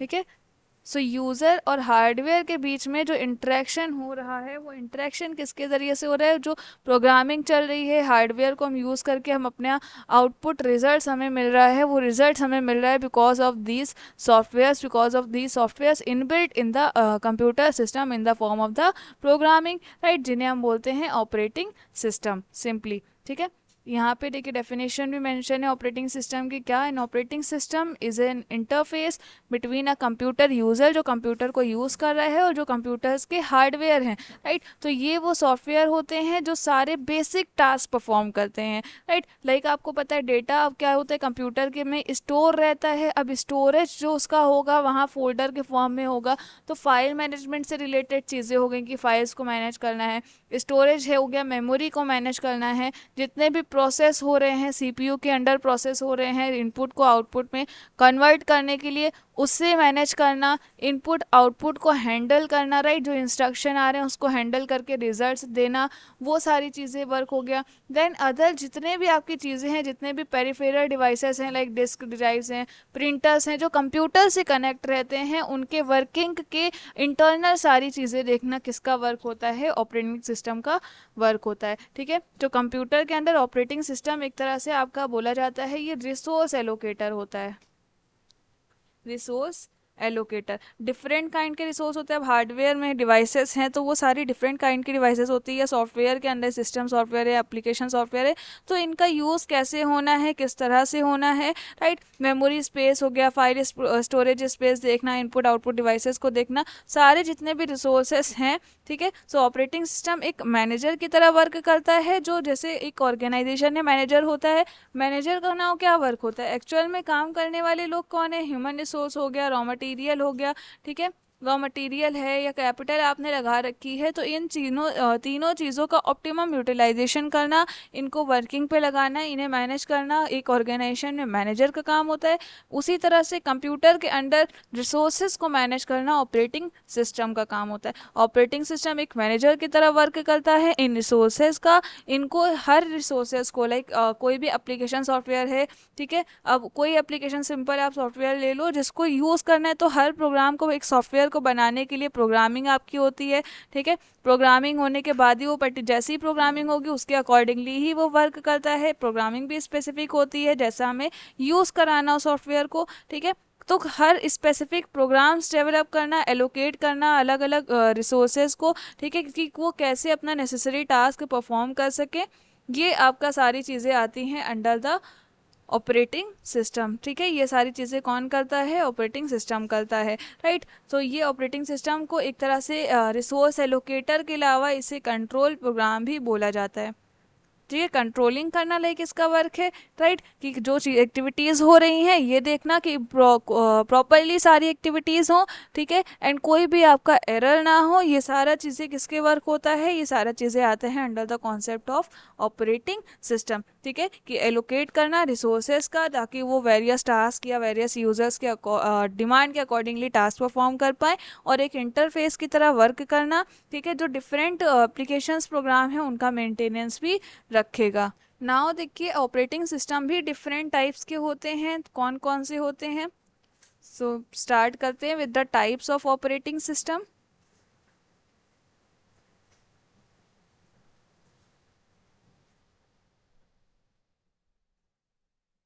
ठीक है, अब टाइप्स ऑफ ऑपरेटिंग सिस्टम में सबसे पहला आता है बैच ऑपरेटिंग सिस्टम।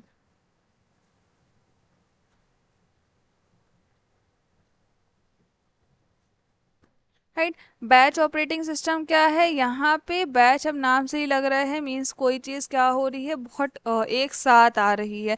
ठीक है, तो ये ऑपरेटिंग सिस्टम प्रोग्राम्स को कलेक्ट करते हैं, सारे डेटा को एक साथ कलेक्ट करते हैं बैच में। ठीक है, जब वो प्रोग्रामिंग करना, प्रोसेसिंग करना स्टार्ट करे उससे पहले। ठीक है, लाइक जितने भी यूज़र ने इनपुट आपका डाला हुआ है, इनपुट जितने इंस्ट्रक्शन आए हुए हैं, वो सारे के सारे क्या किए, एक साथ किए, और देन उनका एग्जीक्यूशन भी एक साथ होता है without any kind of manual interaction. ठीक है, कोई भी ह्यूमन बींग का इंटरेक्शन नहीं होता है, तो ये एक तरह से प्रोसेसिंग मोड होता है जहाँ पे एक सीरीज ऑफ प्रोग्राम आपका स्टार्ट होते हैं। ठीक है, और बैच ऑफ जितने भी आपके इनपुट्स डाले हुए हैं, एक साथ सारे इनपुट्स को जब वन बाय वन डाल दिए जाते हैं, इंस्ट्रक्शन दे दिए जाते हैं, तो वो सबको एक साथ उठाता है, कलेक्ट करता है। एक सिंगल आउटपुट को उठाने के बजाय एक साथ सारे के सारे इनपुट्स को वो क्या करता है, कलेक्ट करता है, और सबकी प्रोसेसिंग एक साथ हो जाती है। जैसे सिंपली इसका आप एक एग्जांपल ले सकते हैं यहाँ पे, कि जब इनपुट्स की डेटा की प्रोसेसिंग एक साथ हो रही हो, तो इसका एग्जांपल है जैसे अगर क्रेडिट कार्ड कंपनीज हैं। ठीक है, credit card companies process billing. ठीक है, अब कस्टमर्स हैं, उनको हर सेपरेट क्रेडिट कार्ड जो भी उन्होंने परचेज किया हुआ है, उनको एक सब हर चीज़ की अलग अलग बिलिंग नहीं मिलती है। रादर देन इसके अलावा क्या होता है कि आपको मंथली एक बिल रिसीव हो जाता है। ठीक है, जितना भी एक मंथ में आपने क्रेडिट कार्ड से परचेज किया है तो हर एक ट्रांजैक्शन का आपको सेपरेटली बिल इशू होने की बजाय आपको मंथली बिल इशू हो जाता है, राइट, जिसमें सारे के सारे आपका डेटा का आउटपुट रहता है। तो ये बैच ऑपरेटिंग सिस्टम होता है, जहाँ पे जितने भी इनपुट आया हुआ है, डेटा आया हुआ है, उसकी हम सिंगल सिंगल प्रोसेसिंग करने के बजाय जब एक साथ प्रोसेसिंग कर देते हैं बैच में, तो वो आपका बैच ऑपरेटिंग सिस्टम है। ठीक है, यहाँ पे भी यूज़र का और जॉब का मीन्स अगर सपोज एक पर्टिकुलर बार अगर उसने शॉपिंग की थी, ठीक है, एक पर्टिकुलर टाइम की, तो वो उसे हमने जॉब मान लिया, राइट, जो एक बार इनपुट आया, तो उस एक बार इनपुट के बीच में और यूज़र के बीच में कम इंटरेक्शन होता है, बिकॉज सारे के सारे जॉब, सारे के सारी जो परफॉर्मेंस हुई है वो एक साथ कलेक्ट की जा रही है। ठीक है, देन नेक्स्ट इसके बाद आता है, next type of operating system is time sharing operating system.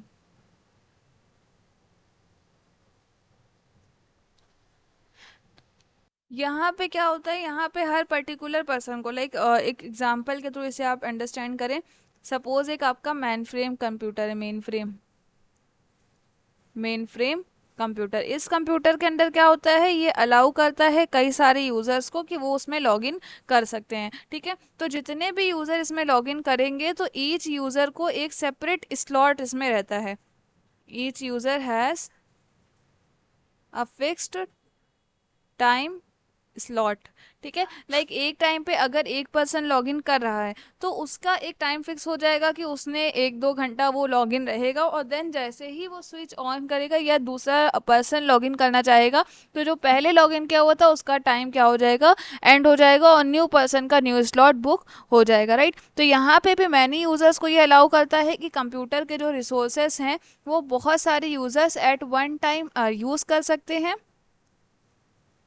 ठीक है, या सिंपली कई सारे यूजर्स एक कंप्यूटर सिस्टम को साइमल्टेनियसली यूज कर देते हैं। तो टाइम शेयरिंग किस तरह से होता है कि कंप्यूटर के जो रिसोर्सेज हैं उनको अलॉट कर दिया जाता है on the basis of time slots. ठीक है, कि जितने भी सेवरल प्रोग्राम्स हैं आप साइमल्टेनियसली वर्क कर सकते हो, बट आपको टाइम स्लॉट एक मेंशन करेगा और उसी टाइम स्लॉट में आप वर्क कर सकते हो। और तो इससे क्या होगा, इससे डिफरेंट डिफरेंट यूजर्स हैं तो वो शेयर कर सकते हैं आपस में। ठीक है, तो जितना भी एक सिंगल यूजर है, मल्टी प्रोग्रामिंग होता है, यहाँ पे हर एक यूजर को एक small portion of time share कर दिया जाता है, राइट। और जितना आपका टाइम बुक है लाइक पहले से ही उसमें फिक्स्ड है 1 आवर, तो जैसे ही आपका ये 1 आवर एंड हो जाता है तो ये सिंपली स्विच कर जाता है, switch to another user, right. Then आप इसको वापस से रिवर्क नहीं कर सकते हो, जो भी दूसरा यूज़र है उसके पास ये चला जाता है। तो एक टाइम पे एक ही पर्सन सीपीयू का सोल ओनर होगा, राइट। और जो एक शॉर्ट पीरियड ऑफ टाइम दिया जाता है एक पर्टिकुलर यूज़र को सीपीयू को यूज़ करने के लिए, उस कंप्यूटर को यूज़ करने के लिए, उतने टाइम पीरियड को बोलते हैं टाइम स्लाइस या फिर इसे क्वांटम के वर्ड से भी जानते हैं। ठीक है, ये क्या होता है, ये वो अमाउंट ऑफ टाइम पीरियड है जो हर यूज़र को दिया जाता है for interacting with the CPU, right. Then यहाँ पे अब ऑफ कोर्स हर पर्सन को इंडिविजुअल देखा जाए, हर पर्टिकुलर पर्सन को या हर पर्टिकुलर जॉब को इंडिविजुअल अटेंशन एक तरह से रिसीव हो रही, तो इसके एडवांटेजेस भी होते हैं, लाइक आपको यहाँ पे क्विक रिस्पॉन्स मिल जाता है। ठीक है, एंड डुप्लीकेशन नहीं होता है सॉफ्टवेयर का, और सीपीयू का जो आइडल टाइम होता है, लाइक अगर सीपीयू का ऑप्टिमम यूटिलाइजेशन नहीं हो रहा है तो टाइम शेयरिंग के अकॉर्डिंगली उसका आइडल टाइम भी रिड्यूस हो जाता है। ठीक है, बट रिलायबिलिटी की प्रॉब्लम आती है, एंड ऑल्सो जब मल्टी पर्सन यूज़ कर रहे हैं एक ही पर्टिकुलर कंप्यूटर को या सॉफ्टवेयर को, तो वहाँ पे सिक्योरिटी का भी इशू आता है। ठीक है, सिक्योरिटी का भी इशू आता है कि आपका डेटा शेयरिंग ना हो जाए। देन ये आपका हो गया second one. Is now third one type of operating system आता है जिसे बोलते हैं, 1 second, real time operating system. Real time operating system, ठीक है। रियल टाइम ऑपरेटिंग सिस्टम कैसा होता है, ये एक आपका ऐसा ऑपरेटिंग सिस्टम होता है जहाँ पे प्रोसेसिंग का टाइम और डेटा को रिजल्ट में जो इनपुट दिया है उसको आउटपुट में कन्वर्ट करने का टाइम आपका बहुत ज़्यादा कम होता है, बहुत ज़्यादा शॉर्ट होता है। और जितना टाइम दिया जाता है हर पर्टिकुलर इनपुट को या इंफॉर्मेशन को डिस्प्ले करने के लिए, उस पर्टिकुलर टाइम को बोलते हैं रिस्पॉन्स टाइम। जैसे वहाँ पे क्वांटम बोलते थे, यहाँ पे रिस्पॉन्स टाइम बोलते हैं, ठीक है। और ये रिस्पॉन्स टाइम जो होता है यहाँ पे, ये रिस्पॉन्स टाइम बहुत कम होता है, लेस होता है। जैसे ऑनलाइन प्रोसेसिंग होती है उससे कंपेयर करें तो ये वाला टाइम थोड़ा सा कम होता है, ठीक है। ये भी आपके रियल टाइम ऑपरेटिंग सिस्टम जो होते हैं दो तरह के होते हैं, जिसमें एक सबसे पहला आता है हार्ड रियल टाइम सिस्टम, ठीक है। इसमें क्या होता है, ये आपको गारंटी देता है कि जो क्रिटिकल टास्क हैं आपके, ठीक है, क्रिटिकल टास्क हैं वो टाइम पे कंप्लीट हो जाएंगे, क्रिटिकल टास्क आपके टाइम पे कंप्लीट हो जाएंगे। एंड ऑल्सो इसकी जो सेकेंडरी स्टोरेज होती है वो भी लिमिटेड होती है, इतना ज़्यादा आप इसमें स्टोरेज भी नहीं रख सकते हैं। देन इसके अलावा नेक्स्ट वन इसमें आती है soft real time system. Soft real time system में क्या होता है, ये थोड़ा सा इसके कंपैरिजन में लेस रिस्ट्रिक्टिव होते हैं, लेस रिस्ट्रिक्टिव, ठीक है। यहाँ पे क्या होता है, जो आपके क्रिटिकल रियल टाइम टास्क होते हैं उनको प्रायोरिटी दी जाती है अदर टास्क के कंपैरिजन, और तब तक उन्हें प्रायोरिटी दी जाती है, तब तक उन पे वर्क किया जाता है जब तक वो कंप्लीट नहीं हो जाते हैं। एंड ये मेंशन कर लिएगा इनका यूज़ कहाँ होता है। लाइक सॉफ्ट आपके रियल टाइम सिस्टम है, इनका यूज़ होता है मल्टीमीडिया में, ठीक है। मल्टीमीडिया हो गया, वर्चुअल रियलिटी हो गया, एडवांस साइंटिफिक प्रोजेक्ट होते हैं कुछ, वहाँ पे इनका यूज़ होता है। एंड देन इसी के साथ जो आपके रियल टाइम ऑपरेटिंग सिस्टम है, इनका यूज़ ही आपका इसीलिए होता है, लाइक रोबोट्स हैं उनको कंट्रोल करने के लिए, वेपन सिस्टम के लिए, जहाँ पे आपकी ऑल्दो हाई सिक्योरिटी भी रहती है। साइंटिफिक एक्सपेरिमेंट्स में हो गया, एयर ट्रैफिक कंट्रोल सिस्टम में हो गया, मेडिकल इमेजिंग सिस्टम में हो गया, तो इन काइंड ऑफ जगह पे रियल टाइम ऑपरेटिंग सिस्टम का यूटिलाइजेशन होता है, ठीक है। देन आपके कुछ और तरह के ऑपरेटिंग सिस्टम होते हैं, लाइक होता है एक आपका मल्टी प्रोग्रामिंग ऑपरेटिंग सिस्टम या ओएस सिंपली, ठीक है। और इसके अलावा एक होता है मल्टी टास्किंग,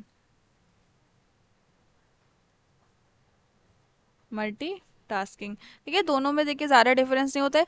प्रोग्रामिंग क्या होता है, सिंपली जो ये वन और मोर प्रोग्राम, एक या एक से ज़्यादा प्रोग्राम यहाँ पे लोडेड रहते हैं मेन मेमोरी में, वन और more program loaded in main memory, ठीक है। मेन मेमोरी में लोडेड है और वो रेडी है एग्जीक्यूट करने के लिए, ठीक है, कि वो वर्क करने के लिए रेडी है। बट ये रहता है कि आपका एक टाइम पे सिर्फ एक ही टास्क परफॉर्म हो सकता है, एक टाइम पे सिर्फ एक ही सीपीयू एक ही काइंड के इंस्ट्रक्शन पे वर्क कर सकता है, ठीक है। लाइक एक टाइम पे मीन्स आपका सिंपली एक प्रोसेसिंग चल रही है सिस्टम पे, और बाकी के सारे क्या कर रहे हैं, अपने अपने टर्म का वेट कर रहे हैं। और जैसे ही मल्टी प्रोग्रामिंग में एक टाइम का टास्किंग आपकी कंप्लीट हो जाती है, इनपुट का प्रोसेसिंग हो जाता है, रिजल्ट आ जाता है, देन उसके बाद तुरंत ही दूसरा प्रोग्राम स्टार्ट हो जाता है। तो ये भी इसलिए होता है कि आपका सीपीयू का जो आइडल टाइम है वो रिड्यूस किया जा सके, सीपीयू को जस्ट बिजी रखने के लिए, सिंपली एक तरह से बिजी रखने के लिए ये मल्टी प्रोग्रामिंग का यूज हुआ था, राइट। लाइक सपोज करेंटली एक इनपुट आउटपुट टास्क आपका कंप्लीट हो रहा है, और वो जैसे ही खत्म हो जाएगा तो बाकी के वेटिंग कर रहे हैं, और दूसरा अपने आप रीस्टार्ट हो जाएगा, राइट, या एग्जीक्यूट हो जाएगा। एंड यही सेम मल्टीटास्किंग में भी, इसका भी सेम मीनिंग मल्टी प्रोग्रामिंग जैसे ही होता है, बट ये ज़्यादा सेंस में यूज़ किया जाता है। मीन्स यहाँ पे मल्टीपल प्रोग्राम, इसके अंदर बहुत सारी चीज़ें आ जाती हैं यहाँ पे। मतलब ये जो प्रोग्रामिंग होते हैं यहाँ पे मेन मेमोरी में, it can have multiple programmes,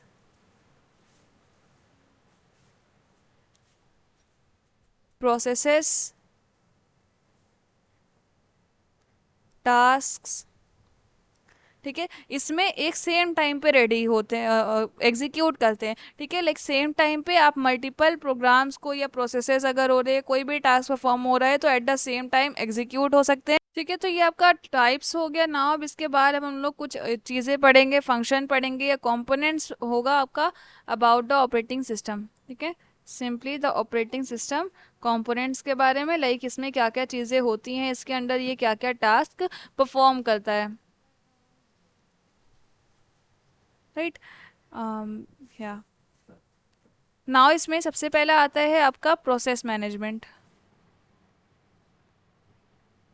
process management. अब ऑपरेटिंग सिस्टम है, सीपीयू क्या होता है, सीपीयू देखिए large number of program execute करता है, राइट। तो ये जो एग्जीक्यूशन होता है यूजर प्रोग्राम का, इसके लिए सीपीयू को बहुत सारी एक्टिविटीज करने की रिक्वायरमेंट होती है प्रोग्राम एग्जीक्यूट करने के लिए, और उन्हें क्या बोलते हैं, उसी को बोलते हैं प्रोसेस, जो आपका आता है between the input and the output. ठीक है, अब वेरियस एक्टिविटीज क्या होती है, एक्टिविटीज जो हमारे आईओ के टास्क हो रहे हैं इनपुट से आउटपुट को करने के लिए, अब उसके लिए हमें किसकी रिक्वायरमेंट होती है, प्रोसेस की। होल प्रोसेस होता है जिसके थ्रू क्या होता है, आपका एग्जीक्यूशन होता है, रिजल्ट्स आउटपुट परफॉर्म होते हैं। तो कोई भी प्रोसेस हो, हर एक पर्टिकुलर प्रोसेस एक तरह का प्रोग्राम ही होता है जो आपका रन कर रहा होता है। ठीक है, प्रोग्राम रन करता है तभी से वो रिजल्ट आपके आते हैं, देन वो रिजल्ट आपके यूजर के ह्यूमन लैंग्वेज में कन्वर्ट होकर हमें ईजिली शो होते हैं। ठीक है, लाइक सिंपली जैसे हमने बैच जॉब वाला देखा, बैच जॉब में क्या होता है, एक साथ सारे के सारे टास्क का, सारे इनपुट डेटा का एग्जीक्यूशन हो रहा था, तो वो भी एक तरह का प्रोसेस था। अगर टाइम दिया हुआ है हर पर्टिकुलर यूजर को प्रोग्राम रन करने के लिए, वर्क करने के लिए, तो टाइम शेयर्ड यूजर प्रोग्राम भी एक प्रोसेस है। अगर एक सिस्टम में टास्क कोई परफॉर्म हो रहा है तो वो टास्क भी परफॉर्म होना एक तरह का प्रोसेस है। तो सारी ये जो चीज़ें होती है, एग्जीक्यूशन होते हैं इन जनरल, ये सारी के सारी क्या होते हैं, प्रोसेस का पार्ट होते हैं। सो ऑपरेटिंग सिस्टम रिस्पॉन्सिबल होता है प्रोसेस मैनेजमेंट को, जो जितने भी प्रोसेस एग्जीक्यूशन हो रहे हैं उनको मैनेज करने के लिए। लाइक अगर कोई भी यूज़र है, कोई सिस्टम प्रोसेस है, कुछ ऐसा टास्क परफॉर्म हो रहा है जिसको क्रिएट करना है, जिसको परफॉर्म एग्जीक्यूशन करने के लिए स्टार्ट करना है, तो उसको क्रिएट करने की रिस्पॉन्सिबिलिटी, उसको डिलीट करने की रिस्पॉन्सिबिलिटी उस प्रोसेस को ऑपरेटिंग सिस्टम की होती है, राइट। देन जितना भी आपका मैकेनिज्म हो रहा है बिल्कुल वेस्टेज ना हो, कंट्रोल हो, कोई भी काइंड का एरर ना हो, ये सारी चीज़ें देखने की रिस्पॉन्सिबिलिटी भी ऑपरेटिंग सिस्टम की। ठीक है, देन इसके बाद सेकेंडली इसमें क्या क्या आता है ऑपरेटिंग सिस्टम के वर्क में, मेमोरी मैनेजमेंट। Memory management. अब मेमोरी मैनेजमेंट क्या होता है, मेमोरी एक कंप्यूटर के अंदर सबसे एक्सपेंसिव पार्ट होती है, राइट। यहाँ पे क्या होता है, एक पर्टिकुलर एड्रेस रहता है और हर बाइट्स हैं या बिट्स, बाइट्स हैं, वर्ड्स हैं या बाइट्स हैं, सबका सारे का सारी चीज़ें इसमें स्टोर होके, ठीक है, लाइक रैम है, रोम है। ठीक है, तो ये ऑपरेटिंग सिस्टम डिसाइड करता है इसके अंडर कि एक टाइम पे अगर वर्क हो रहा है, कोई टास्क परफॉर्म हो रहा है, तो मेमोरी का कौन सा पार्ट यूज़ किया जाएगा, राइट। और कौन उसको यूज़ कर रहा है, कौन पर्सन कौन सा टास्क यूज़ किया जाएगा सिंपली, या कौन से टास्क में कौन से पार्ट ऑफ मेमोरी का यूज़ होगा आपके, राइट। एंड कौन से प्रोसेस आपके मेमोरी के अंडर लोड होंगे, उनके लिए कहाँ से किस तरह से स्पेस अवेलेबल किया जाएगा, ये भी ऑपरेटिंग सिस्टम का टास्क होता है। एंड मेमोरी का जो स्पेस है, जब भी रिक्वायरमेंट हो तो उस स्पेस को एलोकेट करना या डी एलोकेट करना भी it is the task of the memory management, right. Then third thing इसके अंडर आती है secondary storage management. Secondary storage management. Secondary storage क्या होता है, देखिए कंप्यूटर सिस्टम का, कंप्यूटर का मेन टास्क क्या होता है, प्रोग्राम को एग्जीक्यूट करना, राइट। और प्रोग्राम्स जो होते हैं उनके साथ, जब आप कोई भी प्रोग्राम एग्जीक्यूट हो रहा है तो डेटा भी कुछ स्टोर रहता है, राइट। और जो आपका मेन मेमोरी में जाता है वो होना भी नेसेसरी है, उस डेटा का होना। तो मेन मेमोरी आपकी जो कंप्यूटर की होती है वो इतनी ज़्यादा लार्ज नहीं होती, स्मॉल होती है, इतनी लार्ज नहीं होती कि आपका वो परमानेंटली सारा का सारा डेटा, सारा प्रोग्राम्स वो फीड करके रखे। तो इसीलिए कंप्यूटर को क्या होता है, बैकअप के लिए सेकेंडरी स्टोरेज मेमोरी की रिक्वायरमेंट होती है। बहुत से कंप्यूटर्स में इसका ऑनलाइन ही स्टोरेज हो जाता है इंफॉर्मेशन का, लाइक प्रोग्राम्स होते हैं, कंपाइलर्स हैं, असेंबलर्स हैं, राइट। तो ये जब तक के मेन मेमोरी में आपके लोड नहीं हो जाते हैं तो इनका भी कहीं पे सेव रहते हैं। सो यहाँ पे भी ऑपरेटिंग मैनेजमेंट का टास्क होता है, क्या टास्क होता है, स्पेस को मैनेज करना, स्टोरेज को एलोकेट करना, डिफरेंट प्रोग्राम्स के लिए डिफरेंट प्रोग्राम्स को स्टोरेज एलोकेट करना, राइट। देन इसके बाद नेक्स्ट इसके अंदर टास्क आता है ऑपरेटिंग मैनेजमेंट का फंक्शन। One second.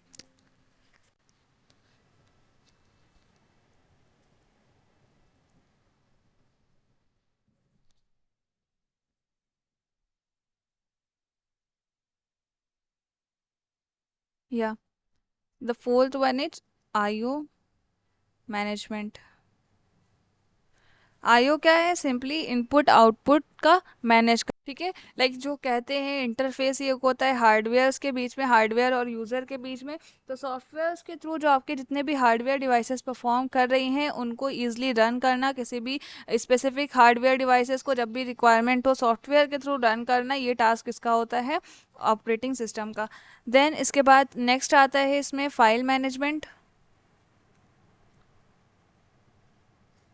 ठीक है। अब कंप्यूटर के पास है कि कंप्यूटर बहुत सारी इंफॉर्मेशन जो डिफरेंट डिफरेंट फिजिकल फॉर्म में सेव कर सकती है, लाइक मैग्नेटिक टेप के थ्रू, डिस्क के थ्रू।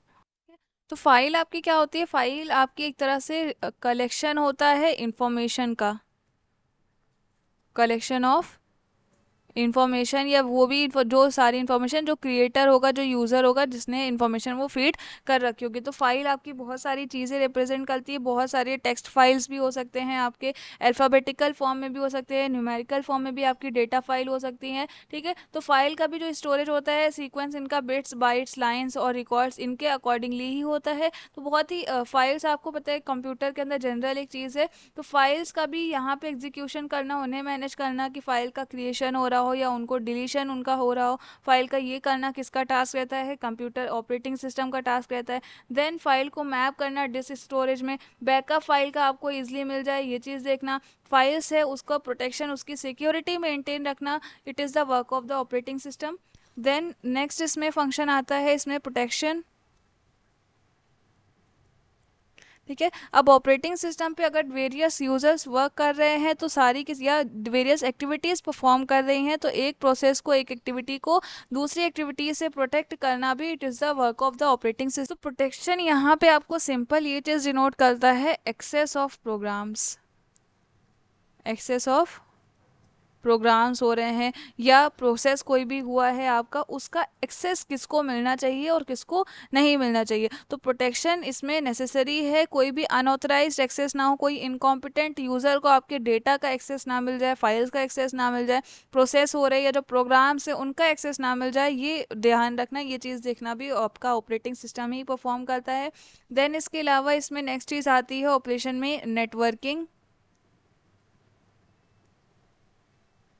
नेटवर्किंग क्या करता है? अब जैसे कंप्यूटर्स है तो डिफरेंट कंप्यूटर्स अगर एक दूसरे से कनेक्ट हैं या आपका डेटा शेयरिंग हो रहा है थ्रू सपोज टेलीफोन लाइंस है, उसके थ्रू कम्युनिकेशन हो रहा है, वर्क स्टेशन है, वहाँ पे जनरल पर्पस कंप्यूटर यूज़ हो रहे हैं, तो वहाँ डेटा शेयरिंग हो रहा है, कुछ भी शेयरिंग हो रहा है, एक दूसरे से कंप्यूटर कनेक्टेड है, तो उनकी सिक्योरिटी मेंटेन करना, इंटीग्रिटी मेंटेन करना, ठीक है। मीन्स आप रिसोर्सेज को, कंप्यूटर के रिसोर्सेज को अगर अलाउ कर रहे हैं शेयर करना from one user to another, तो वहाँ पे इंटीग्रिटी मेंटेन करना it is the work of the operating system, right. इसके अलावा भी आप बहुत सारी चीज़ें इसके फंक्शन के अंडर मेंशन कर सकते हैं, लाइक परफॉर्मेंस को मॉनिटर करना, एक्टिविटीज़ को, कोई भी डेटा है उसका बैकअप करना, रिकवरी करना, राइट, या एरर डिटेक्ट करना, कहीं पे भी प्रोग्रामिंग में एरर आ रही है तो एरर को डिटेक्ट करना, सिक्योरिटी मेंटेन करना, रिसोर्सेज को मैनेज करना, कोई जॉब हो रहा है उसको, जॉब को कोई जॉब या कोई भी टास्क यूजर अगर परफॉर्म कर रहा है तो उस टास्क को मैनेज करना, सारी की सारी एक्टिविटीज़ आती है under the function of operating system, right. So ये आपको क्या करता है, एक सिंपली आज क्या क्या डिस्कस किया इसके मीनिंग के थ्रू। फर्स्टली ये आपका एक ऐसा सिंपल सॉफ्टवेयर होता है, एक ऐसा इंटरफेस होता है जो अलाउ करता है, मीन्स ऑपरेटिंग सिस्टम के अंदर आपका सिंपली कलेक्शन ऑफ सॉफ्टवेयर आ जाते हैं जो मैनेज करते हैं कंप्यूटर के हार्डवेयर रिसोर्सेज को और एक कंप्यूटर के प्रोग्राम को कॉमन सर्विसेज प्रोवाइड करते हैं, राइट। जिसके अंडर बहुत सारे टाइप के ऑपरेटिंग सिस्टम स्टडी किए, ठीक है। लाइक बैच ऑपरेटिंग सिस्टम होता है, टाइम शेयरिंग है, आपका रियल टाइम ऑपरेटिंग सिस्टम है, देन मल्टी प्रोग्रामिंग है, multi task, right, and various task और वेरियस फंक्शन भी परफॉर्म करता है। बहुत से टाइप के ऑपरेटिंग सिस्टम होते हैं, टाइप्स में भी आप मेंशन कर सकते हैं, एग्जांपल सिंपली इसके कौन कौन से एग्जांपल होते हैं ऑपरेटिंग सिस्टम के, तो इसमें विंडोज़ आ सकता है आपका, विंडोज़ है ये भी ऑपरेटिंग सिस्टम है, देन एंड्रॉयड है, आईओएस है, ठीक है। इसके अलावा आपका मैक ओएस है। ये क्या होता है, ये डिफरेंट डिफरेंट टाइप के ऑपरेटिंग सिस्टम है और डिफरेंट डिफरेंट जगह पे जो वर्क करते हैं, ठीक है। जैसे आपका ऐप एंड्रॉयड है, एंड्रॉयड क्या है, ये गूगल्स के ऑपरेटिंग सिस्टम, लाइक स्मार्टफोन हो गया, टैबलेट है, स्मार्ट वॉचेस है, वहाँ पे वर्क करता है। विंडोज़ आपका पीसी और जीयूआई बेस्ड जो होते हैं कंप्यूटर्स उस पर वर्क करता है, ठीक है। आईओएस है ये आपका एप्पल्स के फ़ोन जो होते हैं, आईफोन, आईपैड हो गया या आईपैड टच हो गया, वहाँ पे ये वर्क करता है। तो ये डिफरेंट काइंड के सॉफ्टवेयर का डिफरेंट पर्पज़ होता है और डिफरेंट जगह पे इनका यूज़ होता है, राइट। तो ये कुछ बेसिक चीज़ें थी, इंट्रो था about the operating system. So from the next part will discuss with the another topic. Thank you.